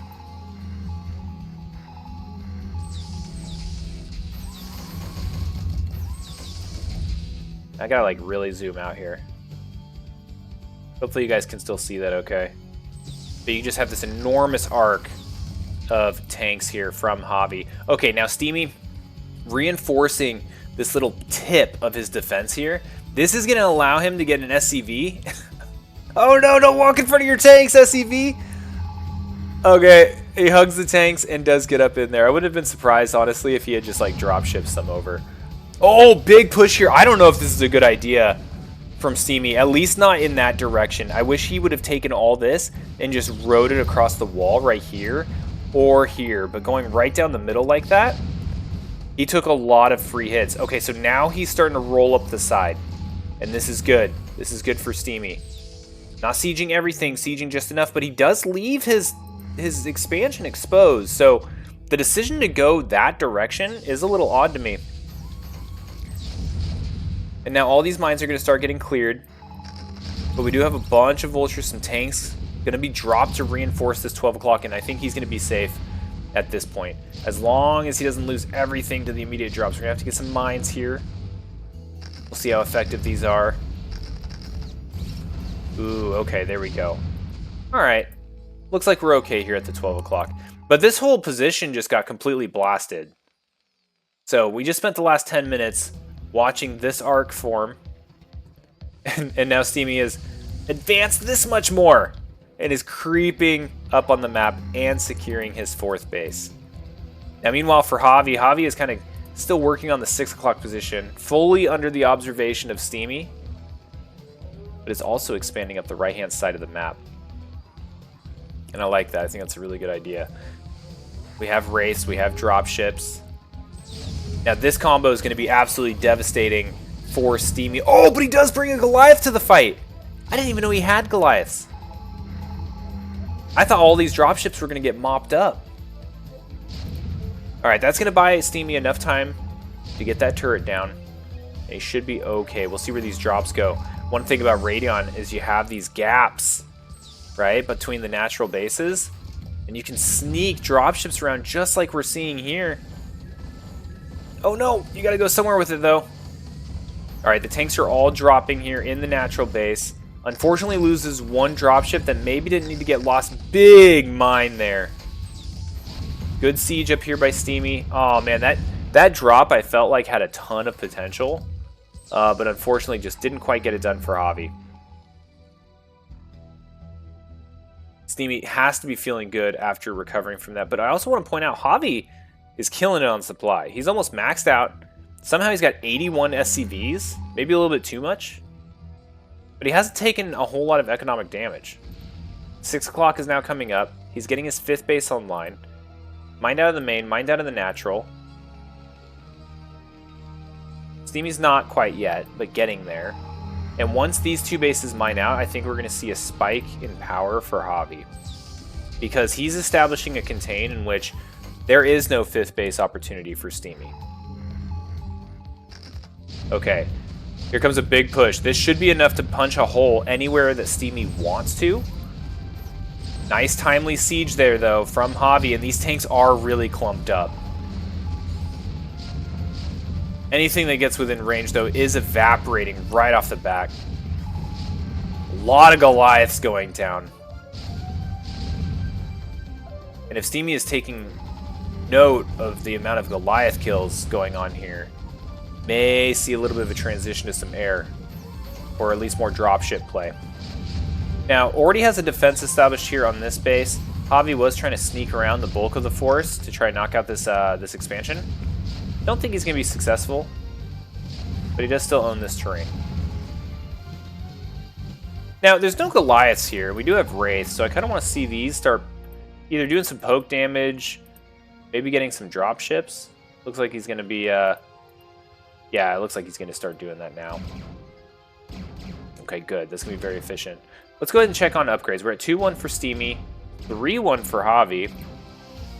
We're at 8 factories for Steamy, 4 add-ons. 8 for Javi, 4 add-ons. 1 starport. 1 starport.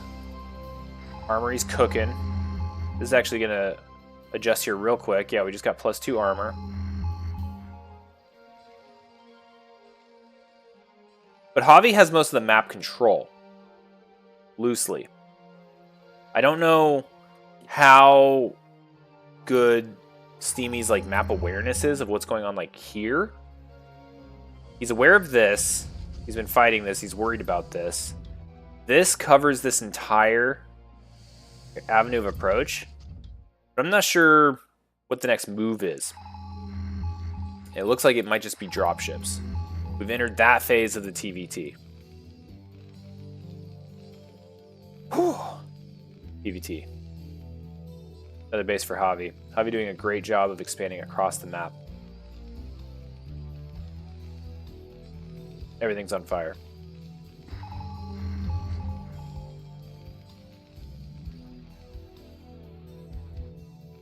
Alright, looks like Javi just scanned this. Still waiting for an opportunity to potentially knock this base out. If Javi were to knock this base out, this game would be effectively over. So I do agree with this being some seriously key terrain and obviously easier to probably hit than this one. This one would be a great target if there weren't 9 trillion turrets, already siege tanks up there, and if he could walk here. He could probably sneak some units here, but not in a bulk heavy enough to deal with these, so definitely a tough target. You can always just make BCs. Alright, big drop going on over here. Not getting a ton done. Oh, but he might be killing the science facility. Very cool move. One, just because you can, but also that might delay future upgrades. It might delay BCs. And you can see that it's being rebuilt right off the bat by Javi.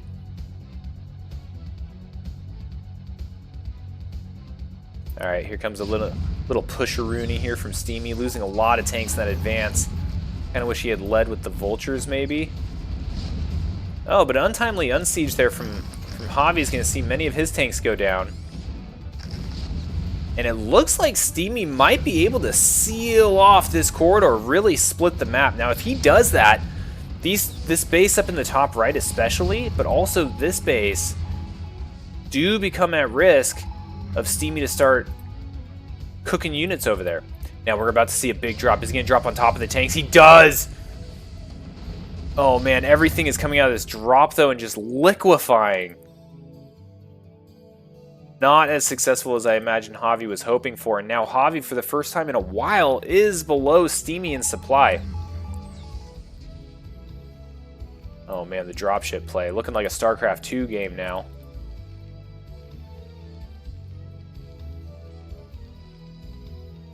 Getting some glides. Okay, so there was a point that I mentioned earlier that I want to bring attention to again.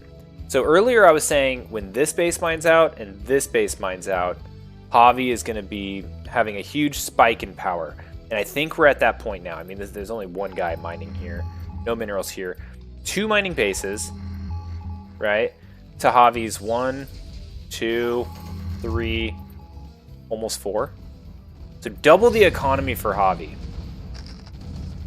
So even with, if this were even successful, Javi would still be economically ahead and able to produce at a faster rate than Steamy. So Steamy either needs to secure some expansions or like knock out some of Javi's expansions or get one big push in before Javi just runs away with it. And you can see now Javi's just banking tons of cash. So many minerals. Now Steamy's done a good job. He's sealed the top of the map off. Now what I'd like to see him do is peel off and knock this base out, especially because there's starports up there. There's additional production. And starports can make things that fly. And one of the things that can fly are BCs. All right, this is a sick engagement area here from Javi. Luckily for Steamy, whether knowingly or unknowingly, he's out of the range of these elevated tanks. So he's able to just steamroll right in here.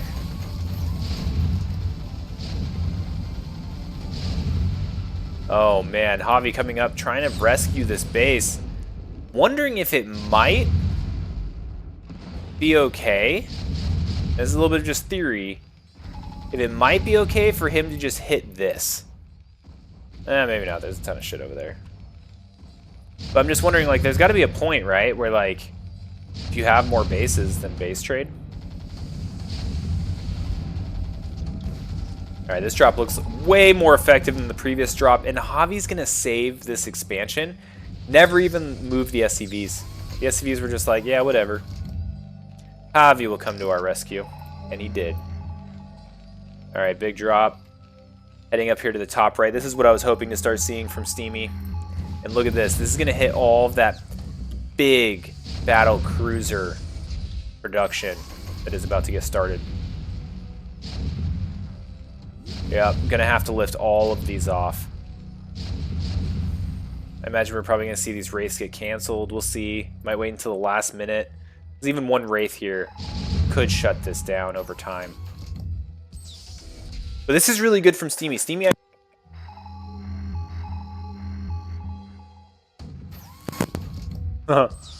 Kicked out my headphones. Anyway, Steamy was behind there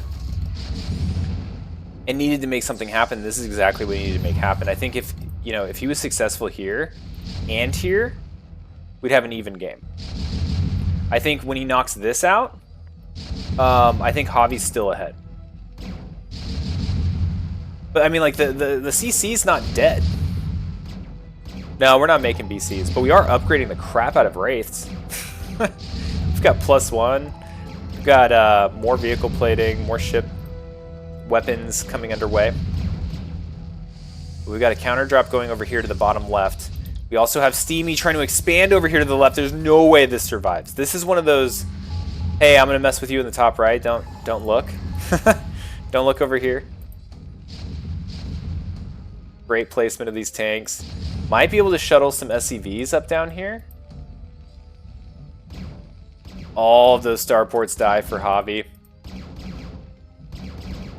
And Javi ended up losing like 20 SCVs in all of this exchange and is still ahead on SCVs. The CC lands. This base will remain under Javi's control along with this one down here. Big push in the center of the map. This one might be a game decider. Steamy has had enough. Straight up blitzkrieging straight down the middle. The siege is coming just in time. It's going to start hitting these vultures, start hitting these Goliaths. The tanks aren't even sieging up. They're just moving. And I like that. He needs to gain as much ground as he can. Oh, but which direction is he going? All right, he's buying a lot of space. He's getting a lot of favorable trades here. About to get sandwiched, though. Steamy don't care. Steamy's just rolling. I like this tank that's just like, I got your rear. And he's just killing Goliaths as they go. Wow, this attack has been doing phenomenally well until whatever the hell that was that just happened. This drop came out with these 4 tanks and just killed all of it. Alright, so Steamy is now down some supply. Got it. But that was a really cool move. Now, this little island of supply isn't helping a ton unless we get some sort of economy from it. Now, this CC might just float its happy ass all the way down here. And then there's going to be a little skirmish, and then Steamy might actually secure this bottom left. But I think that's going to be really, really tough to keep. Meanwhile, we do have a drop going up to the top right, and I think that this is probably the play. We need to keep hitting the top right. I think Steamy needs to continue showing aggression on these 2 bases up here. Look at the range on that thing. Sometimes you'll see a siege tank shot, and you're just like, you can shoot that far? You sure?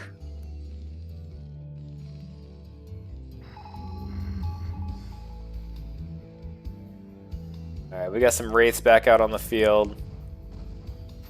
Money is not really the issue for these players. Right now it's just having enough to push into fortified positions. Armies are a little bit spread out.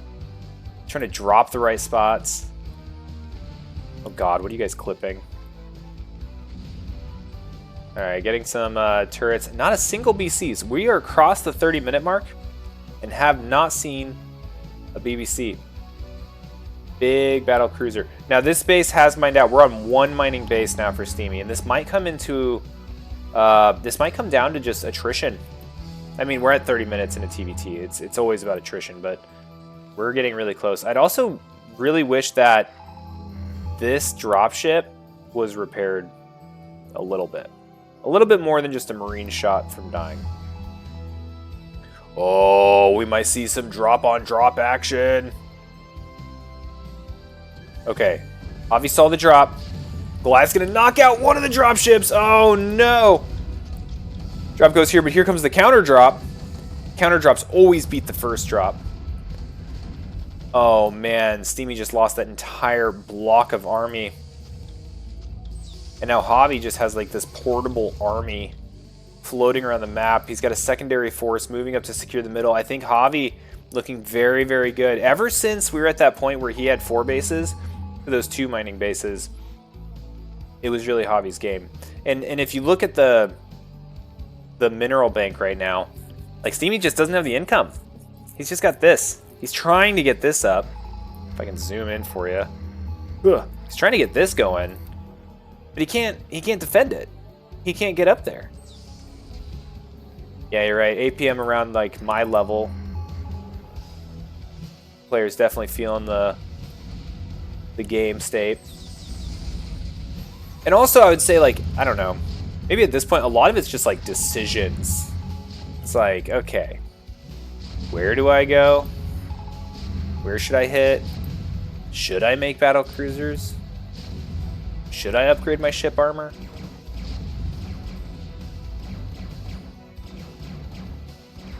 It was Goliath, not even trying. Oh, they're cloaked. I thought he was just a lazy-ass Goliath. Alright, drop heading back up here. Try and knock this out. There are a few Goliaths up in the mix. Let's go ahead and look at this fight. This one is a pretty big deal, right? Like, if Havi wins this fight, which it looks like he will, and he keeps this army up here, like maybe sends the dropships back to get a different portable army, like with this base secure, he's in almost an unlosable state, in my opinion. Now, down here, looks like we might have an SCV drop. We do. We're transferring workers. And this is actually really, really big for Steamy. Steamy needed this to keep this game going, which is what we all wanted after 33 minutes of TVT. These Goliaths doing a piss-poor job of zoning out any drops. But they'll get them on the return trip. Alright, big SCV transfer here. I love late game nonsense. Look, this is just wild. Like, we just have a train of an entire control group of SCVs just running across the map, unescorted, just generally going that direction.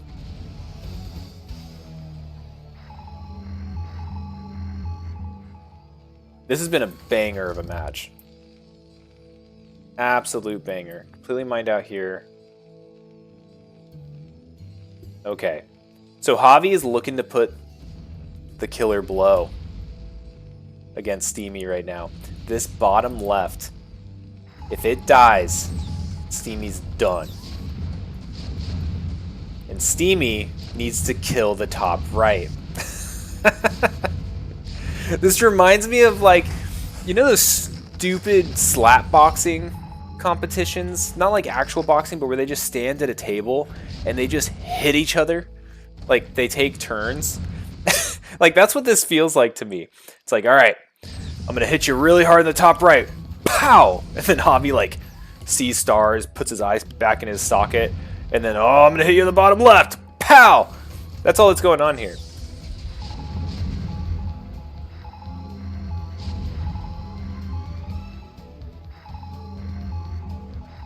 Alright, this base is about gone for Steamy. He's got this one going on down here. I always forget also this, like, scorecard is here, so I forget how much screen you guys can see. So, yep, there it is. But we have another base going down for Havi. Now, the army supplies aren't really small. It's all about just, like, where you have them. And what I mean by that is, like, where it's all spread out, right? Like, if we took these tanks from this base that's just mining from a depleted refinery, married them all up with everything, you know, like, maybe we don't need to defend this place so heavily. Maybe just some anti-air. Maybe we don't need 4 tanks down here. I think the consolidation, if it were to happen for any player, even like to half the extent of their full army, they can knock the other one out. Yo, YumKaax. What's up, man? I hear it, but I don't see it. Oh, there it is. Finally killing this barracks. There we go. No more factories being built for you, Javi. Alright, big engagement in the middle of the map. How much more can these players punch each other? Both banks have been pretty much exhausted.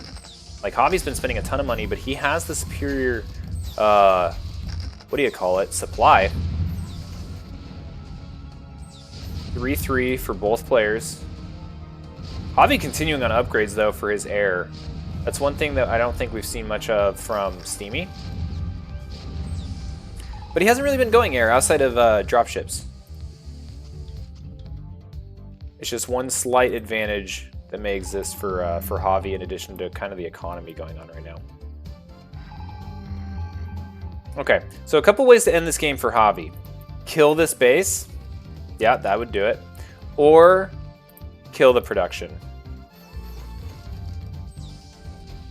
Both sound fun. But I think this base is where he's got his eyes set. It's the easiest thing to do. He's got it contained. He's got it, you know, isolated from the rest of Steamy's army. And I think Steamy gets that. Javi's also building battle cruisers, baby.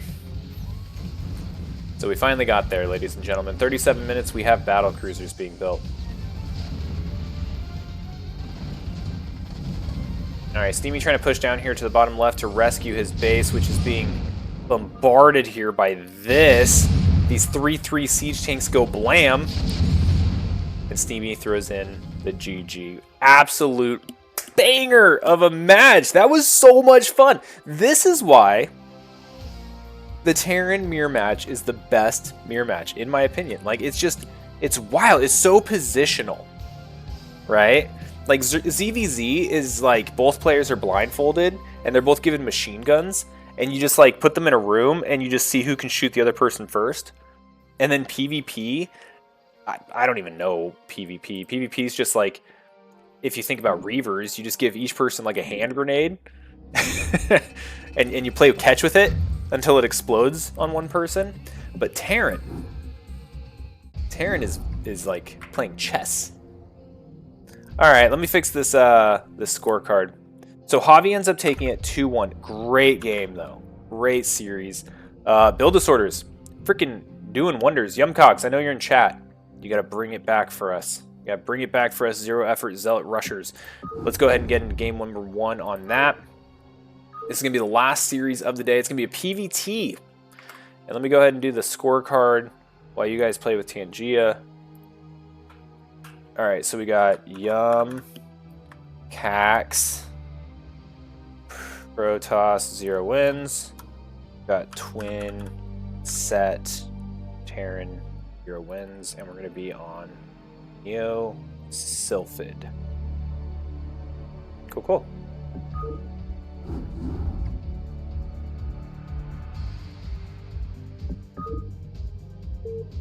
Let's go! Let's go, YumKaax!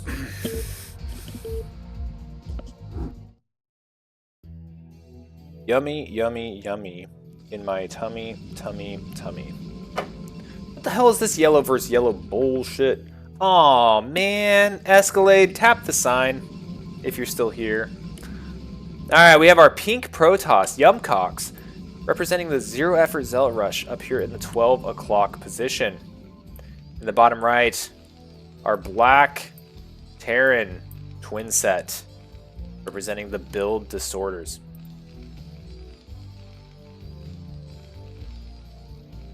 Looking to be a good game. Thanks everyone for watching. Especially thank you to any raiders that showed up and you're still watching. It's a good time. And like I said, if you don't play in CPL, you should. It's for all levels. If you're a beginner, there's plenty of experienced players to show you the ropes, like YumKaax and Twinset. And then there's like complete newbies like myself. It's a tier system, right? So tier 0 being the highest level, down to tier 4 being the least experienced. So even if you're brand new, there's opponents that are also brand new, and you can have some fair matches every week, and it's a great time, great community.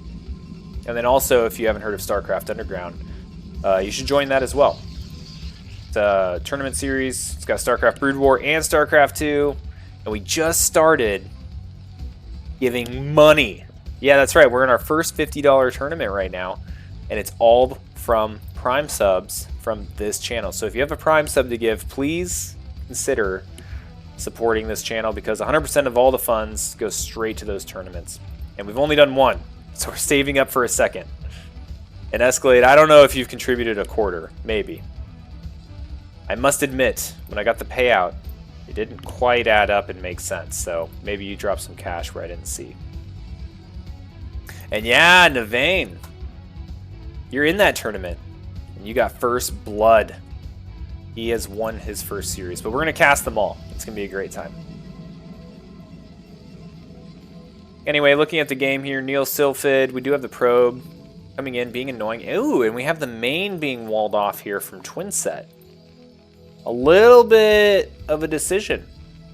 We'll see if this goes into some sort of 2-factory play. We'll have to wait until that first factory gets dropped until we really make that determination. We should see it getting dropped here any moment. Maybe this guy. Well, it looks like he's a little behind on his gas. And right. Meow. Okay. Now we'll see if he pulls off gas. He might anyway, even if he doesn't intend to expand, just because the probe's here. But it looks like he's just ripping it. Alright, so we're probably going to see some sort of 2-gate play. That's the reason for the wall off. Try to keep additional scouting information out. And also keep the main safe because he doesn't intend to expand too early. Now we do have single gateway, cybernetics core. We have range on the way. Gas is continuing to be mined. We're going to be seeing some Dragoons coming out here. They're gooning all over the place.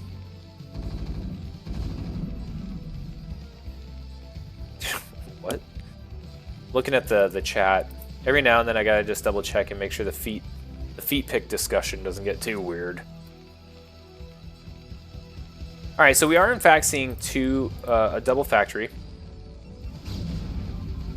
And the Dragoon's going to knock out the SCV before I saw the second gate. But probably to be expected. And we'll likely see an expansion coming up here. Oh, he cancels the gateway! Interesting.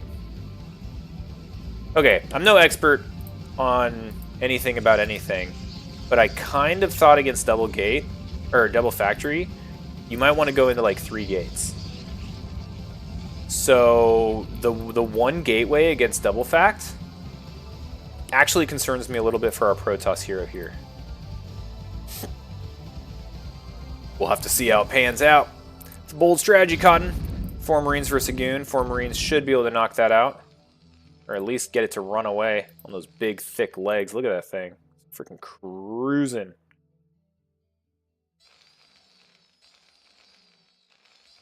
He didn't cancel range. Range is still going. Robo facility. Rebuilding the second gateway. Okay. I want to see what this shapes out to be. I kind of think he's going to go Observer. I'd be kind of surprised if he went Reaver.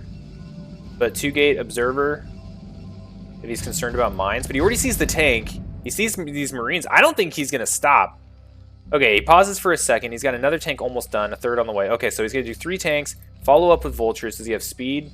Yeah, he's got speed and mines researching right now. Okay, yeah. This is just a straight up normal standard 2-fact.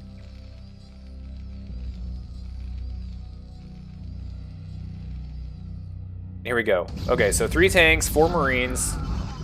Ooh. Picks off that Goon right off the bat. Oh my gosh, this might just be lethal. Alright, there's the 3rd gateway now. The Robo facility, yeah, he was going Observers, which makes sense, right? It's a standard build. But I don't think the canceling of that initial gateway was the response if YumKaax had picked up on the two fact. Oh, stream is muted?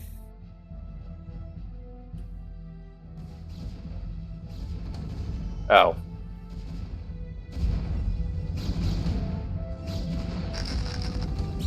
I don't know who to believe. I don't know who to believe. Okay. Ask, don't screw with me like that, man. I make one newscast about you. And look at that, we missed the epic conclusion. The victory for Twinset. That was so well deserved. Damn it, Esk. So, Esk is my life coach, right? So, like, I have to listen to him. And if you don't have a life coach, don't hire Esk. All right, Twinset takes the first map in this series. You want me to scroll back and show it again? I kind of want to. Let's go back. Let's go back and watch the epic conclusion. Because this was just really well done. And I know it's really satisfying. And I apologize, YumKaax, for having to relive it if you were paying attention. But the 3 tanks, the Marines, the Vultures showing up just on time behind it. The speed just now going to kick in. The mines are going to be available to start sealing off the entrance to the natural, right? And any reinforcements from the main. Like, this is just a very well executed. See, mines getting dropped right there, taking shots from the Dragoons that allow everything else to close distance. Let's keep an eye on these mines. Let's keep an eye on them. Let's keep it. Oh, kaboom! Goon juice and marine blood. And yeah, once you control this with tanks, it's just game over. So, apologize for replaying that for you, YumKaax, but like, that was really that was a well-deserved victory for Twinset. It's fun to see that on stream. So, GG. All right, cool. So Twinset took map number 1. Let's go ahead and go into game number 2. This is going to be YumKaax up against Twinset on Eclipse.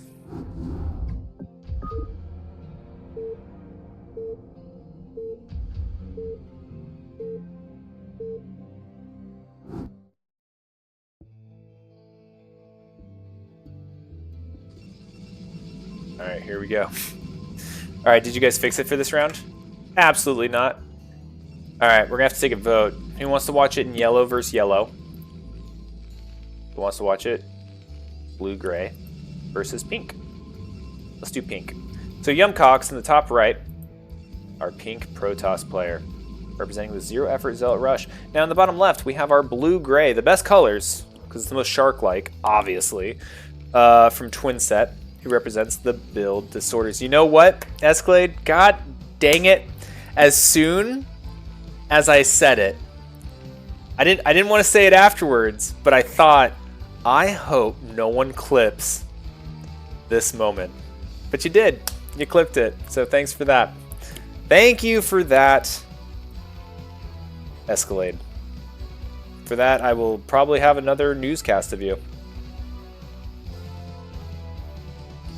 Always here for you, man. Thanks, life coach. All right. Anyway, Terran, doing Terran things. Building a supply depot at the ramp. Pylon in the main.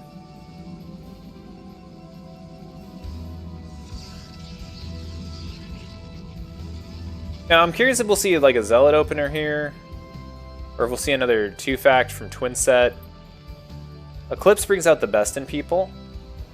In that way, I mean, Eclipse brings out a lot of hyper-aggressive / cheesy type tendencies. Assimilator going down, so it looks like we might see more of the same for our Protoss player.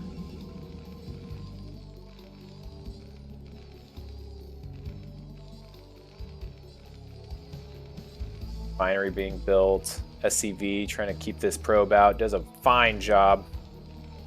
Dosey does his partner right into the main base. Probe's going to just peek around and be annoying for a bit. Cybernetics core.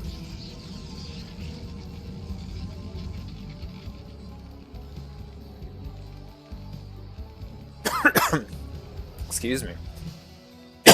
Alright, so walling off the main again. An indicator of potential 2-fact. I wouldn't be shocked if he did it again. It's not a bad map from what I understand.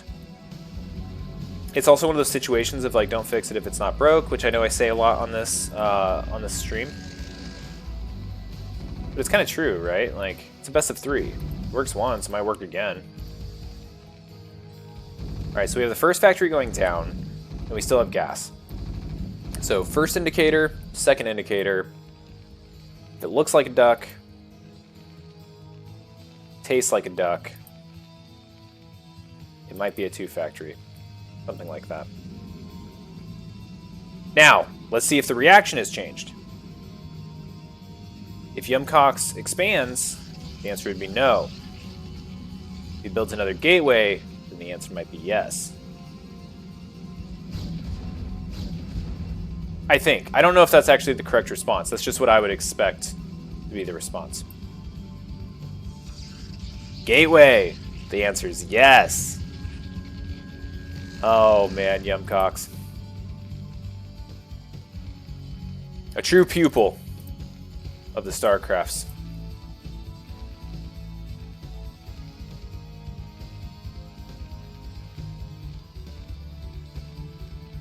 Okay, really not much exciting happening here. We're going to see the same old 2-fact, likely 3-tank push again. SEV's coming home.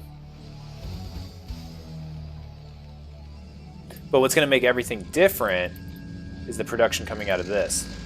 Still going for the robotics facility. Likely to still go observer if I were to bet. But he's going to be moving out with these early 3 Dragoons. And them coming out all at once might be able to pick off some of these Marines. If he's really lucky, get a tank. But up here on the high ground, I'm not thinking that that's going to be the case. We have Vulture Speed. We'll see Vulture Mines coming out here pretty soon. Probably when Speed's about a third done. When he gets that 100 gas.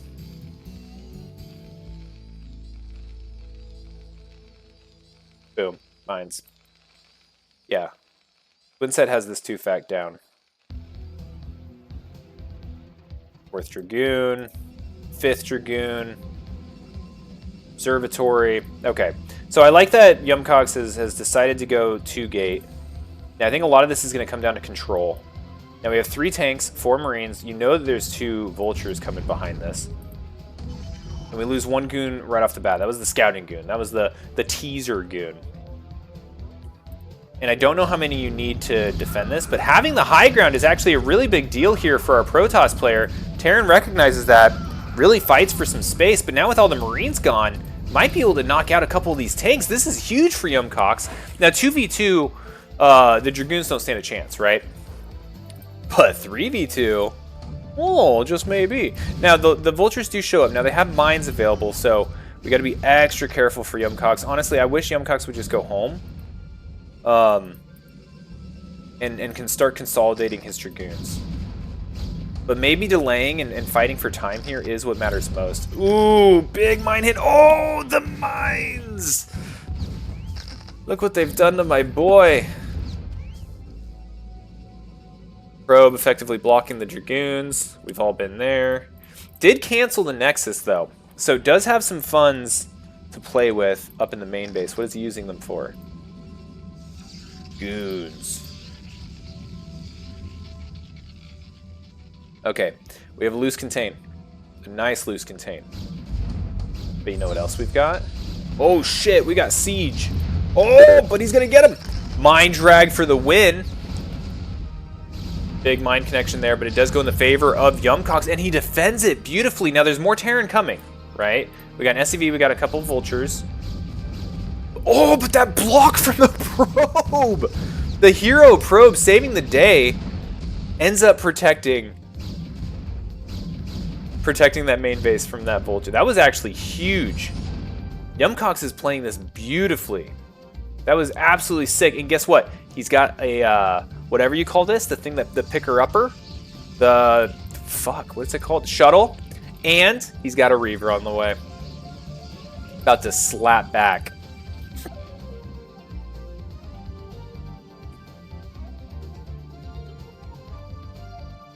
I like this. He has his expansion up. Not up, but started. He's got an observer. Mines no longer matter. Can keep these nice and clear.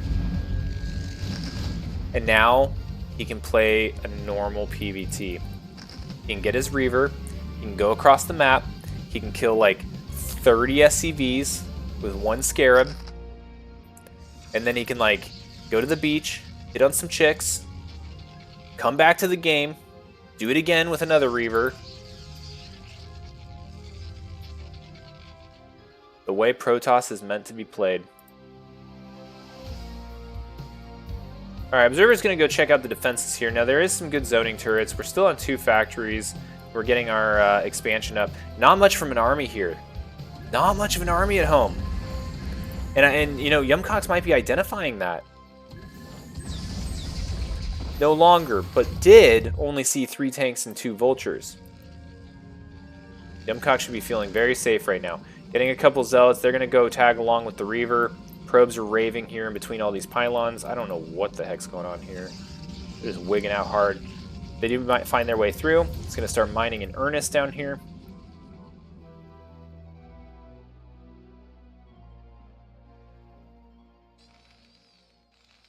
A lot of tanks being produced, though.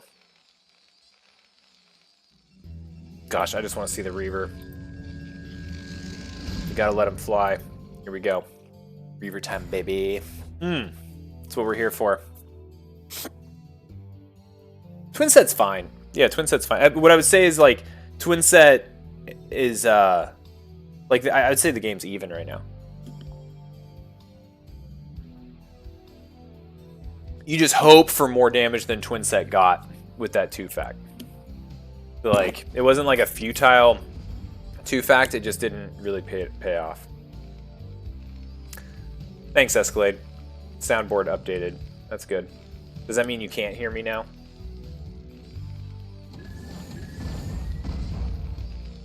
Alright. The turrets are going to be zoning out this shuttle pretty well. Vulture's coming to start dropping some mines. We'll see if he starts dropping some mines in his base. No, but he does reposition his tanks to at least be available to cover the mineral lines. I don't think this Reaver's going to get a lot done. So camping out front with it, I don't mind. Because if... Oh my gosh, look how juicy this is. If this was a shuttle with 2 Reavers in it... Ooh. I feel like 3 tanks and a volley. Going up and getting his 3rd base. YumKaax is feeling pretty good. Shuttle now has speed, so it can zip, zag, dodge, dip, dive. And there's not much for internal turrets. There's this one down here. But if he can get past these zoning turrets, YumKaax still has an opportunity to get some stuff done, I think. But I don't know if it's worth the risk. Probably not worth it. Just get the 3rd base up. Keep macroing. We're up to 4 gateways right now. This is like the party spot for the probes. The probes show up and they just all have to freaking get jiggy with it.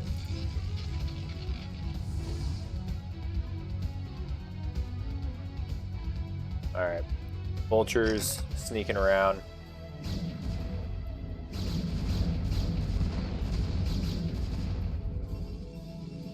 Couple wrong turns. The shuttle ends up going home. Probably a good idea. Whole bunch of tanks out here. Okay.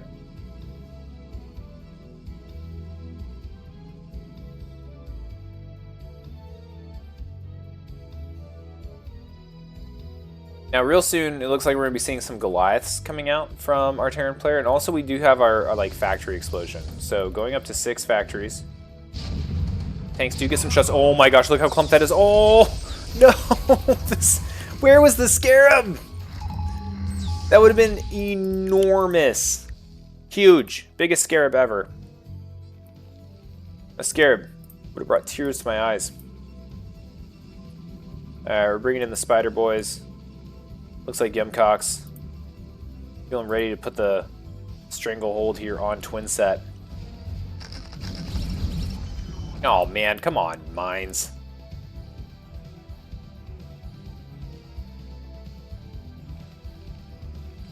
Alright, it's getting a little congested in here, and that makes me really want to see something with splash damage. Oh my gosh. This is like the school pickup line. If any of you guys have kids, you know what I'm talking about. If you go and pick up your kids from school ever, holy cow. That's what it looks like.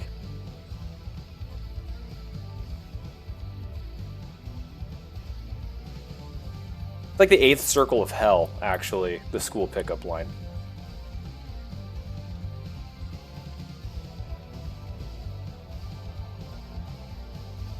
Alright. Starting to amass quite a bit of a force here. Still on 1 Reaver. I don't know why, I just wish that there was 2. I don't know if that's a thing or not, but I just feel like 2 is better than 1. We do have a Stargate down. We have Templar Tech. We have a sweet scan going down on top of that. And we are up to 8 gateways. Now, still at 0-0 on upgrades for Terran. We are at 1-0. And we have Zealot legs being researched as well. Now, still on 3 bases. I wouldn't be shocked if YumKaax went for a 4th. He's got a lot of cash. And I'm pretty sure around like the 11-ish minute mark, I think that's the 4th base timing for Protoss generally. But he's been dumping a good amount of attention into getting an army positioned and out here. And oh my gosh, this is just so many tanks. We need to lob in some Scarabs or drop some Zealots. But there's Goliath support as well. This looks actually pretty dang scary. If we're not careful, Protoss can lose a lot. Gotta keep making Scarabs. We do have 4 kills on this Reaver already. Decides to scoop it up. Scoop, scoop. And we're going to +2/+1. Okay, so now there's another opportunity that we're waiting for our Protoss player, and that is for Arbiters to show up. Now we gotta be careful about this shuttle. It's very close to dying. We have Goliaths out on the field, and they are hunting for it. Twinset doing everything he can to just inch out little by little. Now, unfortunately, the Protoss army is a little bit staggered, and they were on hold positions, so not really getting the full use of the Zealots there.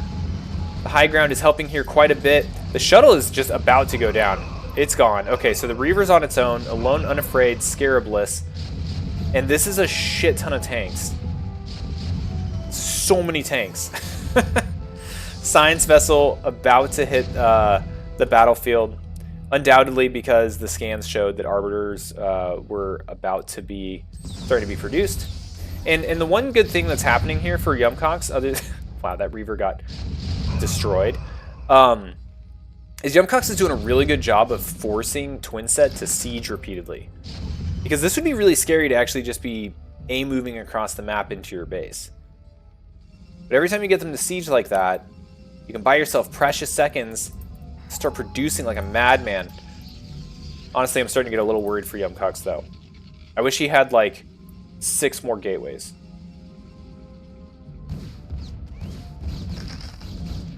Four more gateways. This mine. Let's keep an eye on this mine. Yeah, big mine explosion there. No goon juice, but still a lot of damage. Okay, picking off a good amount of tanks. Really forcing the Terran to bleed a lot of units. Not getting any of this ground for free. But it's still a really scary push. Okay, now we have some of the Zealots getting up on top of the tanks. This is good. This is the opportunity for YumKaax to turn this fight around. We're on YumKaax's side of the map. And a lot of these tanks are just getting schwacked. Science Vessel doesn't have much energy to work with. Might be able to throw down an EMP if they have it. Or a D-Matrix.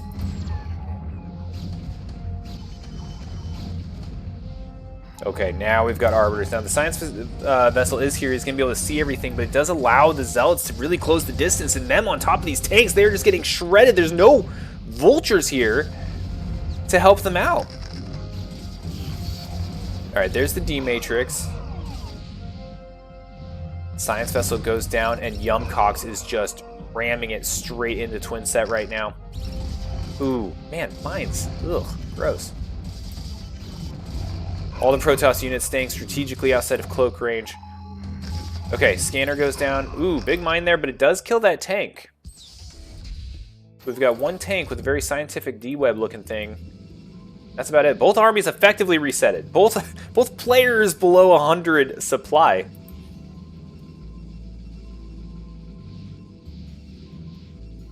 Where's the expansions? I want to see Protoss expanding. It looks like we might be exploring up here to the top left to do so. Terran, able to get their third base up. And start getting a little bit scary. We're starting to see the map get flooded with vultures. But we also see, oh no, big probe transfer! Oh! Open fire! Oh my gosh. That reminds me of like a Revolutionary War or Civil War film where the muskets just line up and they're just like, they get really close because you can't hit shit with those things. They're just like, alright, let's get really close. Let's point them at each other and just Light them up. Alright. Expansion being attempted, but it is being contested.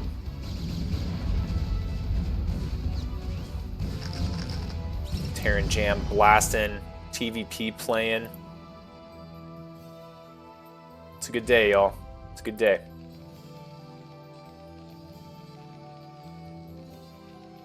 Prime subs flowing.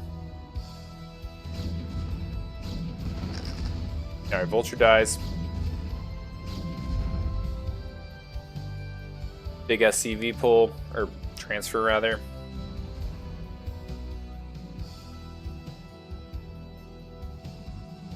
Okay. I think we're a little even. Yo, Hat Trick Pie. And Hat Trick P? Thanks for the follow, man. Appreciate it. Hope you're enjoying it. Hope you're a part of CPL. And if you're not, you should be. Ooh, big collision of armies about to happen here over the 4th base of the Protoss player. And I think Protoss has the upper hand here. We also have stasis that's been researched, so keep that in mind. A big stasis here could spell disaster for our Terran player. But we might be waiting until Protoss goes on the offense. I didn't see Recall get researched, so I don't know where this Arbiter's tearing off to. A lot of mines detonating on these Zealots, softening them up a good amount here, but they do make it up. Okay, big volley of siege tanks knocks them out. Vultures running up. Arbiter staying out of range. Not the biggest stasis, not the stasis we were hoping for. Definitely not. But you know, one thing I like about that stasis, like it only hit one tank, but it hit the back tank. It's almost annoying, I bet, as a Protoss player when you hit the stasis and it stasises off all the front tanks, and then none of your Zealots can hit anything. Like they have to run around these obstacles that you generated for yourself. It usually still pays off because, you know, Protoss, but I actually kind of liked that for that reason. Alright, big mine drag there. Almost kills all of the Vultures and Goliaths that were defending. Twinset doing everything he can to protect this 3rd base of his. Big stasis there. Oh my gosh! Oh no, I don't think that's the one that casted stasis. There was a conversation earlier. People were asking, can you stasis your own Arbiter? Well, you can stasis one of your Arbiters, but I don't know if it can stasis itself. Very interesting. I'm curious if this is still providing cloak. I don't think so. No, it's not. Okay, now we know. Very cool. I don't remember what Discord server that was in that was being talked about, but that was definitely a conversation literally happening today. And right now, Protoss is doing a great job of just completely sealing off this reinforcement and is going to be knocking out this 4th base. I hear a crazy mine. Where is it? Missed it. Mine explosions detonating everywhere. Templar charging down the field. This might even up the series. I don't think Twinset has anything required to keep this out. Oh, the storms! Oh my gosh. 20-minute Protoss. I think a 20-minute Protoss is a weapon of mass destruction. You heard it here first. I'm going to declare it as so. YumKaax showing that he is indeed Super Gosu. Look at these storms. Ugh. Ugh. Oh, he's still got storms in the bank. Well, not anymore. Worth it. Yeah, I think this game is definitely YumKaax's game. See, like, for example, I've seen people, like, stasis this, right? And then, like, all of a sudden you're stuck. Like, I can't get by. Twinset throws in the towel. GG. Hey, you know what? You know what? We did this to YumKaax, too. Let's do it a little bit for Twinset, right? YumKaax had to relive the trauma of that 2-fact ending. You know, let's make sure we don't miss anything here for Twinset. You know, he runs down here. Got storm galore. CC actually survives. Storms. Phenomenal game. This is quite the series. Absolute banger, as my mom always said. Anyone have good sayings from their parents?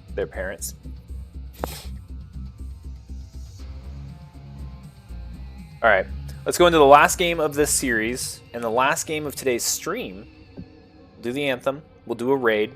I'll beg you for more Prime subs because apparently I like hat in my hands. Like, give me money so I can give money to good Starcraft players, and then we'll be on our merry way. Then I'll get some work done.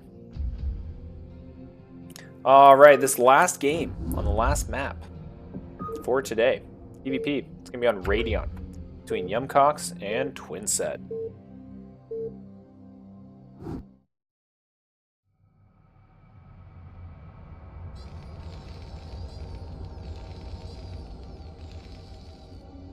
Oh my gosh, what is this, blue v blue or yellow v yellow? I hate everything. All right, up here in the top right, in our darker of the two blues, we have Twinset, our player who likes to double down. 2 is better than 1, he always says, representing the build disorders. Up here in the top left, we have in the lighter blue color, kind of the baby blue, YumKaax as our baby blue Protoss, representing the Zero Effort Zealot Rush. They are playing on Radion, 4-player map. Let's see how it goes.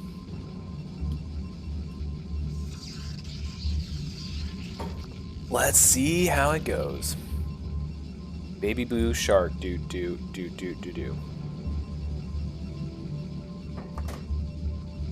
Oh man, this has been a longer stream today, I think.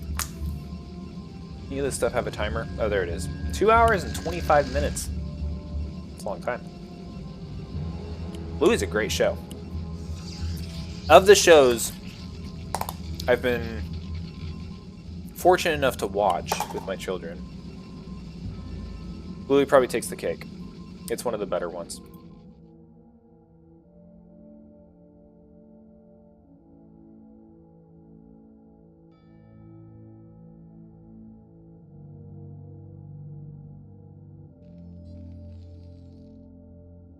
Oh yeah, that's a probe. Look at him probing. Alright, YumKaax probing Twinset. Look at this. Okay, fun fact. There are pictures on how to wall off in these bases, specifically for Terran. Barracks, depot. Now, he may not actually be trying to wall. This could just be the initial Sim City for the Zealot Tight, like, Marine jump back and forth. But I have found that being closer to your mineral line is more helpful. But to be fair, I suck at StarCraft, and Twinset is actually pretty good. So I'll probably learn from him on this. We'll see. Supply depot going down. Kick the SCVs out to the right. Good. Marine, a little lost in the sauce, looking for that probe behind the mineral line. Gonna go get it. Okay, so Twinset sending his SCV across as well. It's gonna be going up into the top left to our baby blue YumKaax. No range as of yet. There's range now. And we are going into goons. So, not going into a Zealot opener.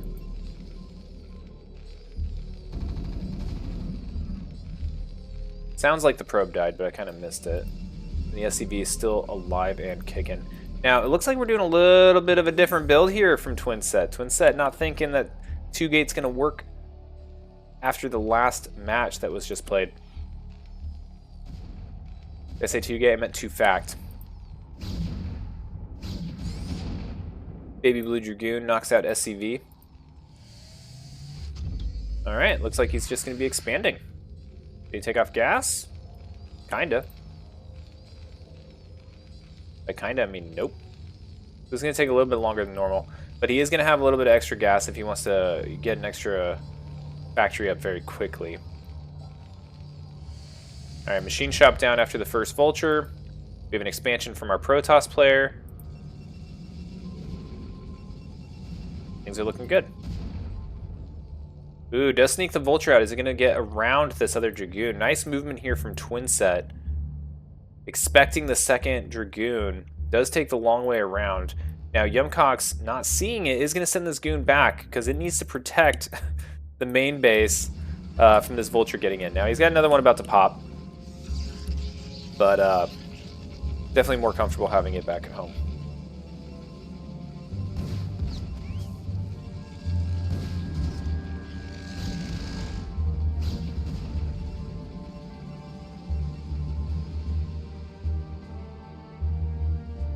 Okay, we've got 2 Goons at the front, 3 Marines in a bunker, tanks being made, SCVs being pulled, eBay going down. Well, if this isn't the setup for a 45-minute game, I don't know what is.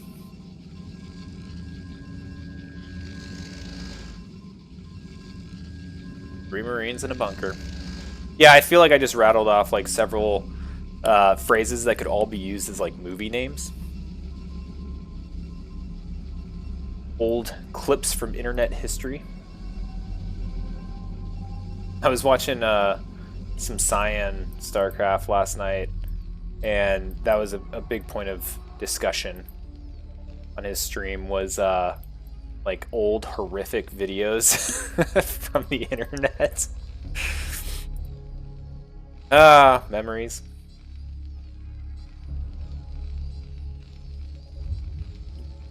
Siege mode just about finished. We do have 2 tanks here. We'll see if he still tries to do some sort of push. Maybe an opportunity once he gets this third tank up. He has not really been prioritizing any type of Vulture production. Looks like he's going to get a couple turrets down as well. Probably see one go here. Yeah, okay, there already is one there. And another one here. Now, this might be in reaction to last game. Well, he did it last game as well, but also reinforced from last game the sighting of the Reaver. Now, YumKaax only made 1 Reaver, but did try to sneak in and tried to get some damage with it. Dragoons are going to clear out whatever this was over here. I think it was that super hurt Vulture. And so, going to be taking a third base right here at the 6:30 mark. Just right on time for Protoss. Couple tanks up top. Keeping visibility of this area, pushing these Goons back. You can see one's already pretty damaged. Observer heading over.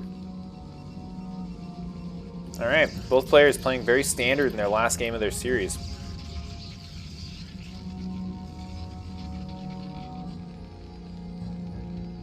Second factory, second gas. No armory yet. Still waiting for the armory. That generally show up here soon. There's the armory now, okay.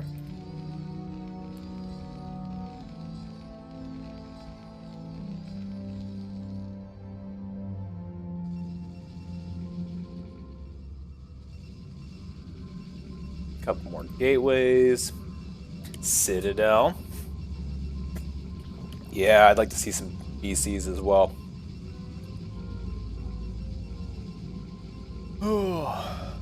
Would not like to see carriers. Carriers are stupid, and I don't respect them.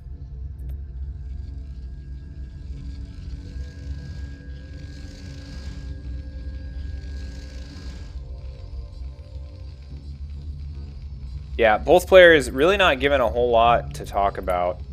We do have a third factory going down, fourth factory going down. Likely see a fifth here. A lot of times you'll see all 3 of those thrown down at the same time. No +1 being researched as of yet. There's a Stargate. You know, it'd be really cool. I think this is going to be Arbiters as well. He's already got the Templar tech being made. We saw Arbiters last game, used to great effect. I think that might be where YumKaax is comfortable. And I forgot what I was going to say. But I was going to say... Yep, totally lost my train of thought. Oh yeah, what would be cool is if we saw the Corsair play again, with all the D-webs that we saw from Grast. That was sick. We could see some DTs. I haven't seen any come out. I don't think we've seen YumKaax make a DT yet.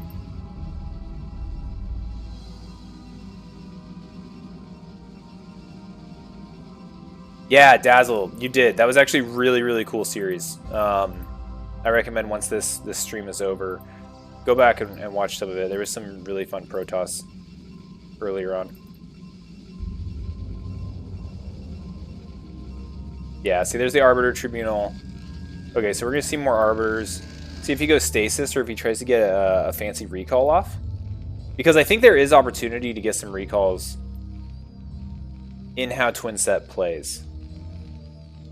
He keeps his tanks very consolidated. But I might just be misreading that. I mean, obviously this is just a rally. Alright, YumKaax. Starting to send his army out here towards the front of the natural.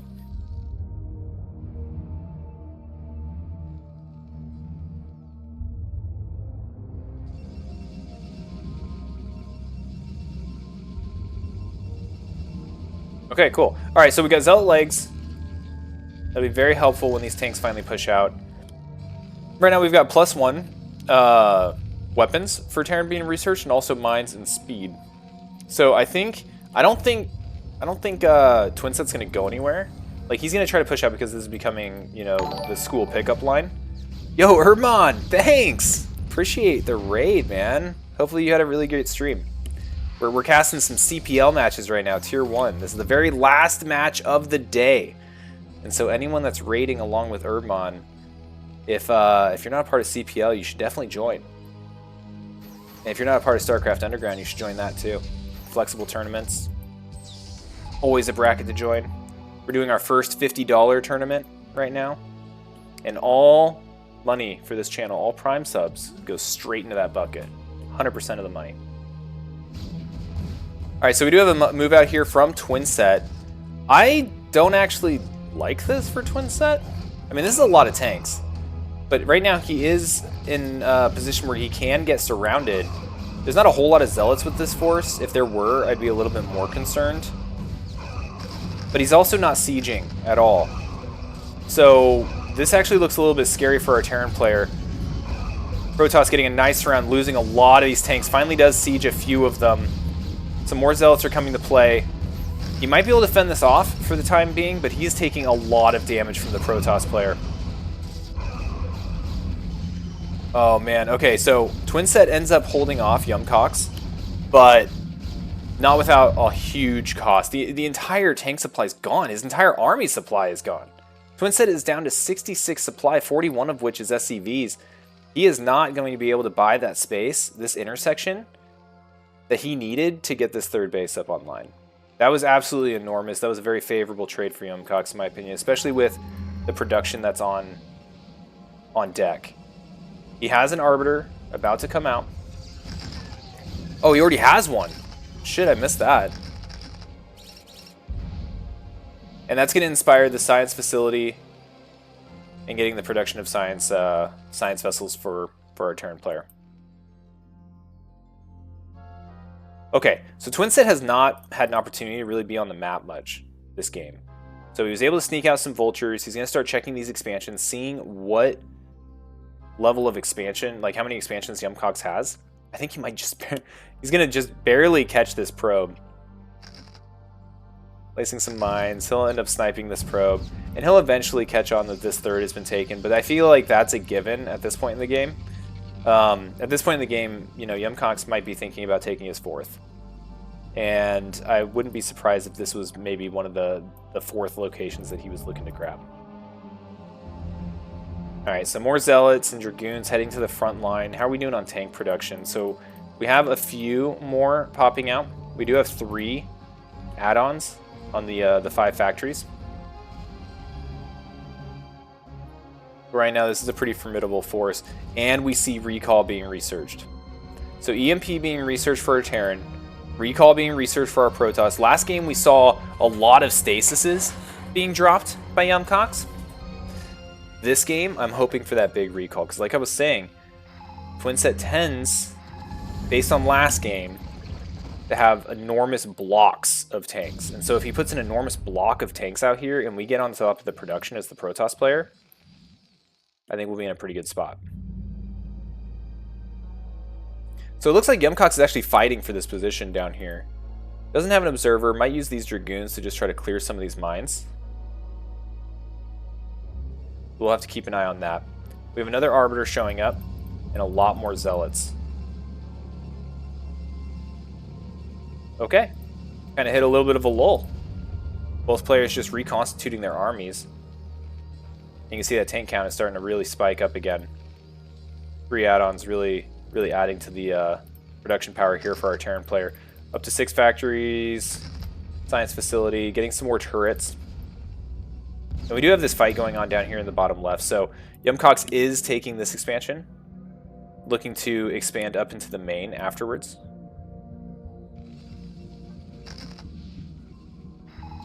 How are we doing on upgrades? We're at 0-0 for our Protoss, and we're at 1-0 for our Terran with no additional upgrades being made. We've got Storm being researched, which is about where the last game ended. So the last game ended after the Arbiter push came, all the stasises went down, and then the Storms just showed up at the very final minute of the game and did enormous damage on Eclipse.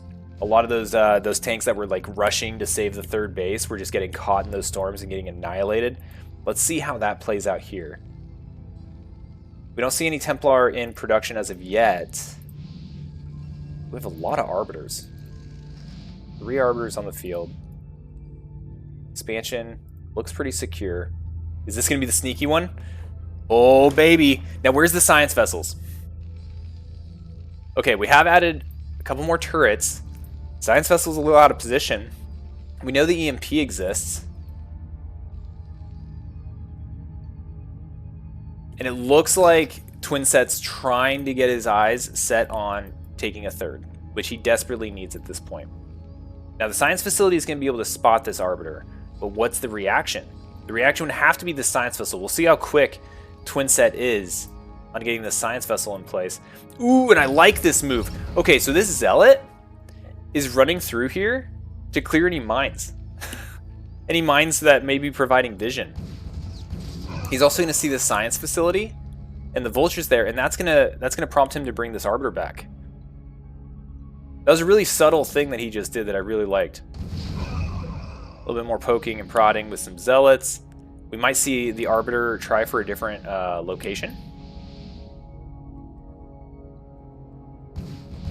Oh, it looks like he's going full frontal assault. A lot of these tanks, all the tanks are unsieged.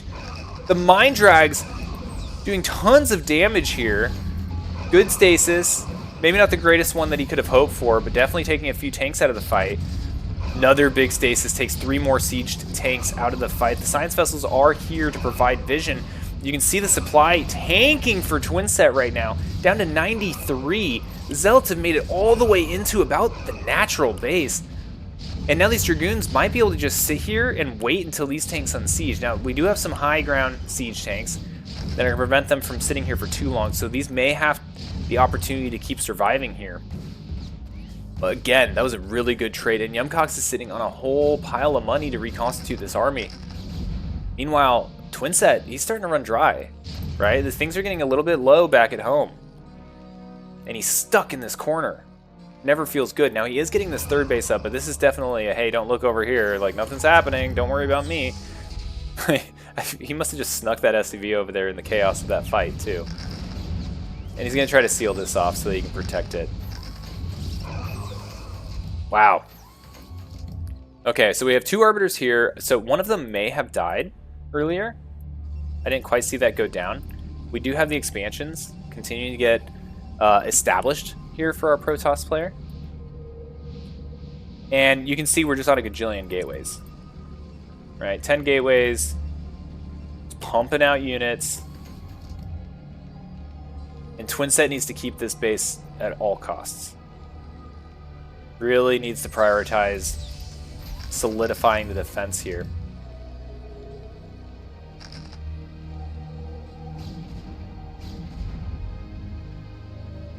Going to take out that mine, potential expansion location, but also a potential Arbiter route. We don't want visibility for the Terran player.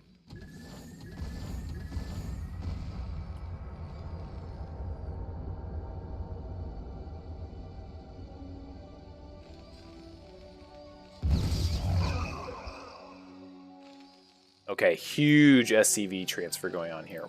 2 turrets. Science Vessel that can EMP. And I think this is the first time that our Protoss players saw this expansion. So this all kind of went down after that big fight. Meanwhile, Protoss was over here trying to get all this established.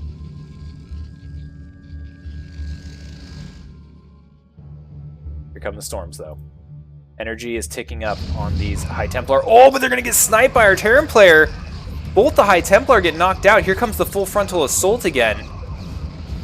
This time, things are going a little bit better for Twinset. Now, having to use some scans. Science Vessel getting stasis. Huge stasis there, actually. That was, what, 4 tanks in a Science Vessel? So the detection is not that great. A second Science Vessel shows up. And everything that's not an Ice Cube is just getting completely annihilated. Now, he needs to keep this base alive. What can he bring to bear? He's got a couple tanks up here on the high ground. They're going to do a lot of work. You can see the goon juice just pooling up outside this third base. But can the Protoss jump on this? The SCVs are being pulled. We got warrior SCVs, the boys, coming to do their work, and they are doing exactly what they need to do to protect this one siege tank, which may be able to finish this off. We just need the rest of them to wake up, to thaw out. Ah, the last siege tank goes down, but these ones do wake up. Unfortunately, with a Zealot on top of it, which doesn't bode well. But it looks like this third base is going to survive for Twinset, keeping him in the game. Now, he's down at 89 supply. Not a good feeling for our Terran player, especially when the Protoss is on 5 bases. Alright, so he goes back to mining. Goes back to just pumping out tanks. How we doing? We're mined out in the main. We're mined out in the natural. This is all that Twinset has left. Meanwhile, for Protoss, we still have a natural. We have a 3rd, 4th, 5th. 4 gateways here. A lot here. But all the Arbiters were knocked out. I think all the Arbiters have died. We've now transitioned to Storm. Storm is now going to be the tool that's going to be used most in this next push, I think.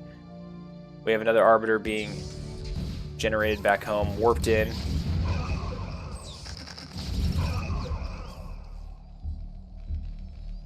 Holy dang! This is why they call him YumKaax, ladies and gentlemen. Wow! That Zealot just cleared like 10 mines.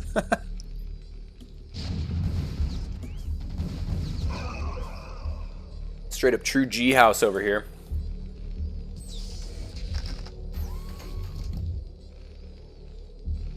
Okay, starting to get a little bit of a supply depot wall. Needs to seal this off. The money is just not looking great. Still trying to break 100 supply here. Our Terran player is getting some scans out, seeing how bad the situation is. I like this defensive setup. Good mine spread. Good amount of tanks. We have missile turrets, which you can't stasis, right? So this will be helpful if we were to expect Arbiters again.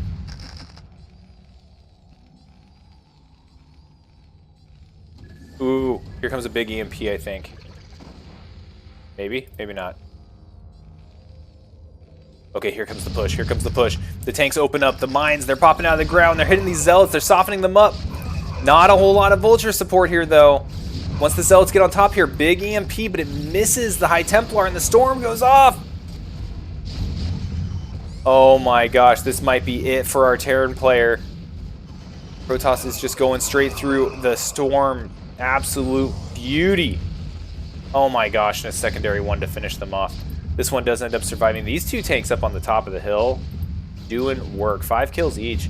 Just raining death on these Dragoons down below. Another storm on the SCVs over here, getting a huge amount of kills. 13 kills on this High Templar. And this base might be as good as dead. That might be it. 8 kills. 7 kills. Somehow this base still stands. Everything is dead, with the exception of like a few High Templar and Dragoons. Even on the Terran side, there's like 4, 5, 6, 7 tanks and a Vulture. That's it. I mean, this is, yeah, this is pretty much GG. I just want to see the storms. I want to see the storms. Oh, we're using storms on the tank. Okay, fair. Using storms on the Vulture and the mines. Fair. Oh my gosh, how is this being cleaned up? And now look, there's no Protoss on this side of the map except for this guy. This one's Zealot. The Twinset has effectively defended the one base that he needed to keep himself in this game. Now, the only thing that would really suck, I mean, there's several things, but the biggest thing that would suck for Terran right now is if Protoss was making carriers. Ah, look at that. Carriers. Real shame. YumKaax eclipsing twinset supply by more than double at this point. In this game, yeah. Carriers ever. And I mean, if we just keep this full frontal push, YumKaax knows that he's ahead on all supply. Nice EMP there, by the way. Or, yeah, so YumKaax knows that he owns the map. He's even running this Zealot around just to make sure. He hasn't been up here in a while. He hasn't checked this in a minute. So he's just going to double check and be like, well, he hasn't left, so what does he got? The answer's going to be nothing. Twinset has nothing. Got 25 SCVs over here. And a dream. We'll see if he waits for carriers. I know there's multiple buildings. Where's the other? There they are. They're about to arrive. 4 carriers being built at a time. Sneaky, sneaky vultures doing sneaky vulture things.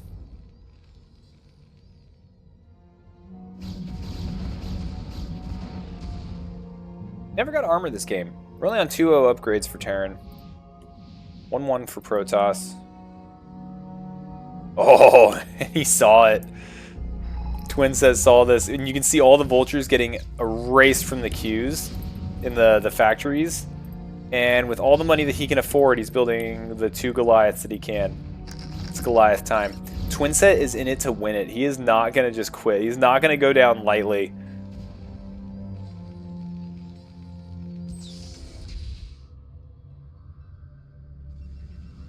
Alright. Got 2 carriers.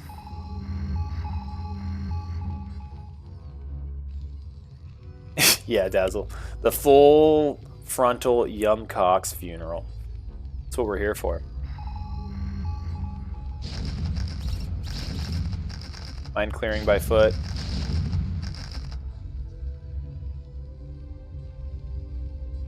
Kind of surprised YumKaax is just building up this size of an army. I feel like he probably could have ended it. I mean, this is a lot of tanks, though. And I guess if I was YumKaax and I was thinking, you know, like, how do I lose this? It's by being reckless. So he's being very cautious, very safe, getting all the upgrades in the world, getting a bunch of carriers. And here they come, the flying potato chips. I hate them.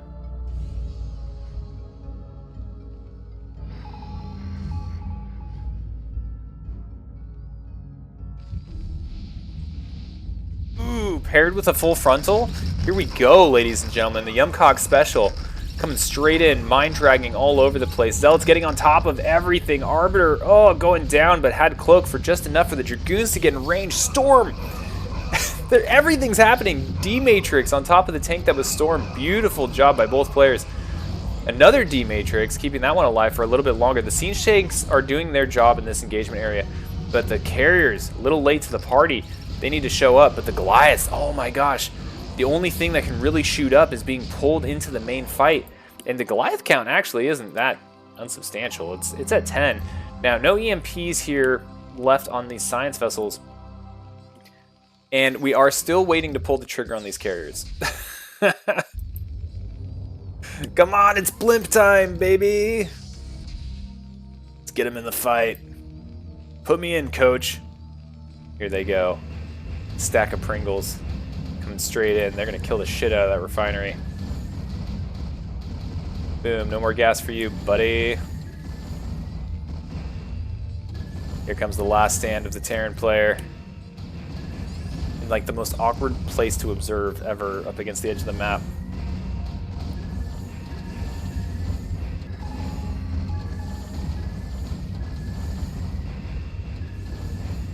Another carrier shows up to the party. What does this look like in 2-speed? Does it look like in 4-speed? Alright, let's go back to 2-speed.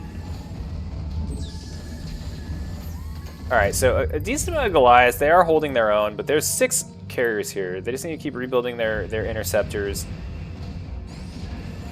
YumKaax being very careful. YumKaax has actually spent through his cash, and that's because he's building the entire tech tree.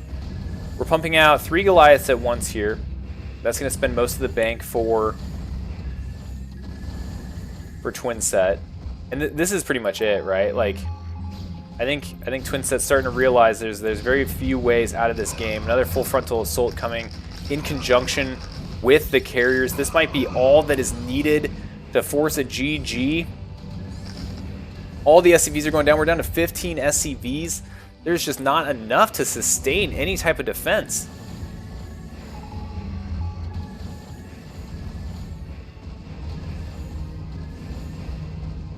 Oh, man. What a long game. The CC finally falls at the third base. That was really the win condition here for our Protoss player. The rest is just kind of cleanup. And there it is. Twinset throws in the GG. And that was a great series. That was a great series. Now, the last game was a little drawn out. But I also really appreciate the whole fight to the whistle thing. You know what I mean? So let's go ahead and take stock of what we got. So, oh, that puts one on the board for Zero Effort Zealot Rush. So if we look here, right, GG's to everyone up here on the scoreboard. That was 3 victories for Tier 1 for the build disorders. This is the second half of Tier 1 as well. There's another half of Tier 1 that hasn't been casted yet from week number 6. And yeah, overall, this was a great time. So, closing business. First and foremost, thank you for everyone that's been following and providing Prime subs. Like I said a few times in the cast, all the Prime subs, all the money that goes from Tangia, Prime subs, whatever, it all gets thrown in a bucket and it just goes straight to Starcraft Underground for money tournaments. I want to pay back the players that put on such a good show. We have our first one going on right now. 16 players in that tournament. Vane, he's in the chat. He's already won his first series of that. It's very exciting. He got first blood. And we'll keep doing newscasts because that was a lot of fun. And if you didn't see the newscast from this stream, go back to the stream. Watch the beginning of it. It's some fun little nonsense. So we'll do our anthem as tradition, and then we'll raid somebody, and then we'll go about the rest of our day and our week. All right. Ouch. Glasses and headphones. Not a good combo. Oh, yeah. Winners rise and losers fall, reflexes sharp, minds enthrall. Gamers play, this never ends. CPL, legends play! CPL, we fight tonight. Let us sing the storyline. From the shadows to the dream, we are the Coach-Pupil League. We are the Coach-Pupil League. Oh, freaking banger. Javi, if you're still in chat, I love that you made that. Like, it's so much fun. It's so much fun. All right, let's go find somebody to raid. And then we'll go from there. Let's see. Filter by category. Let's do some Starcraft. We got Bonnet. Bonnet's a good one. We got someone celebrating a birthday. That's cool. That's cool. Any CPLers? That's what I'm looking for. Doesn't look like it. We got DeWalt and we've got Bonnet. We've never raided Bonnet before, and he just started. So let's go ahead and raid him. Everyone have a kick-ass day. Thanks for watching. I'll catch y'all later. And of course I say bye, and I gotta wait 10 seconds to do the raid or whatever. But yeah, stick around. Say hi to Bonnet if you're here from Urbmon. Thanks for watching the last little bit. And I'll see y'all later. Peace.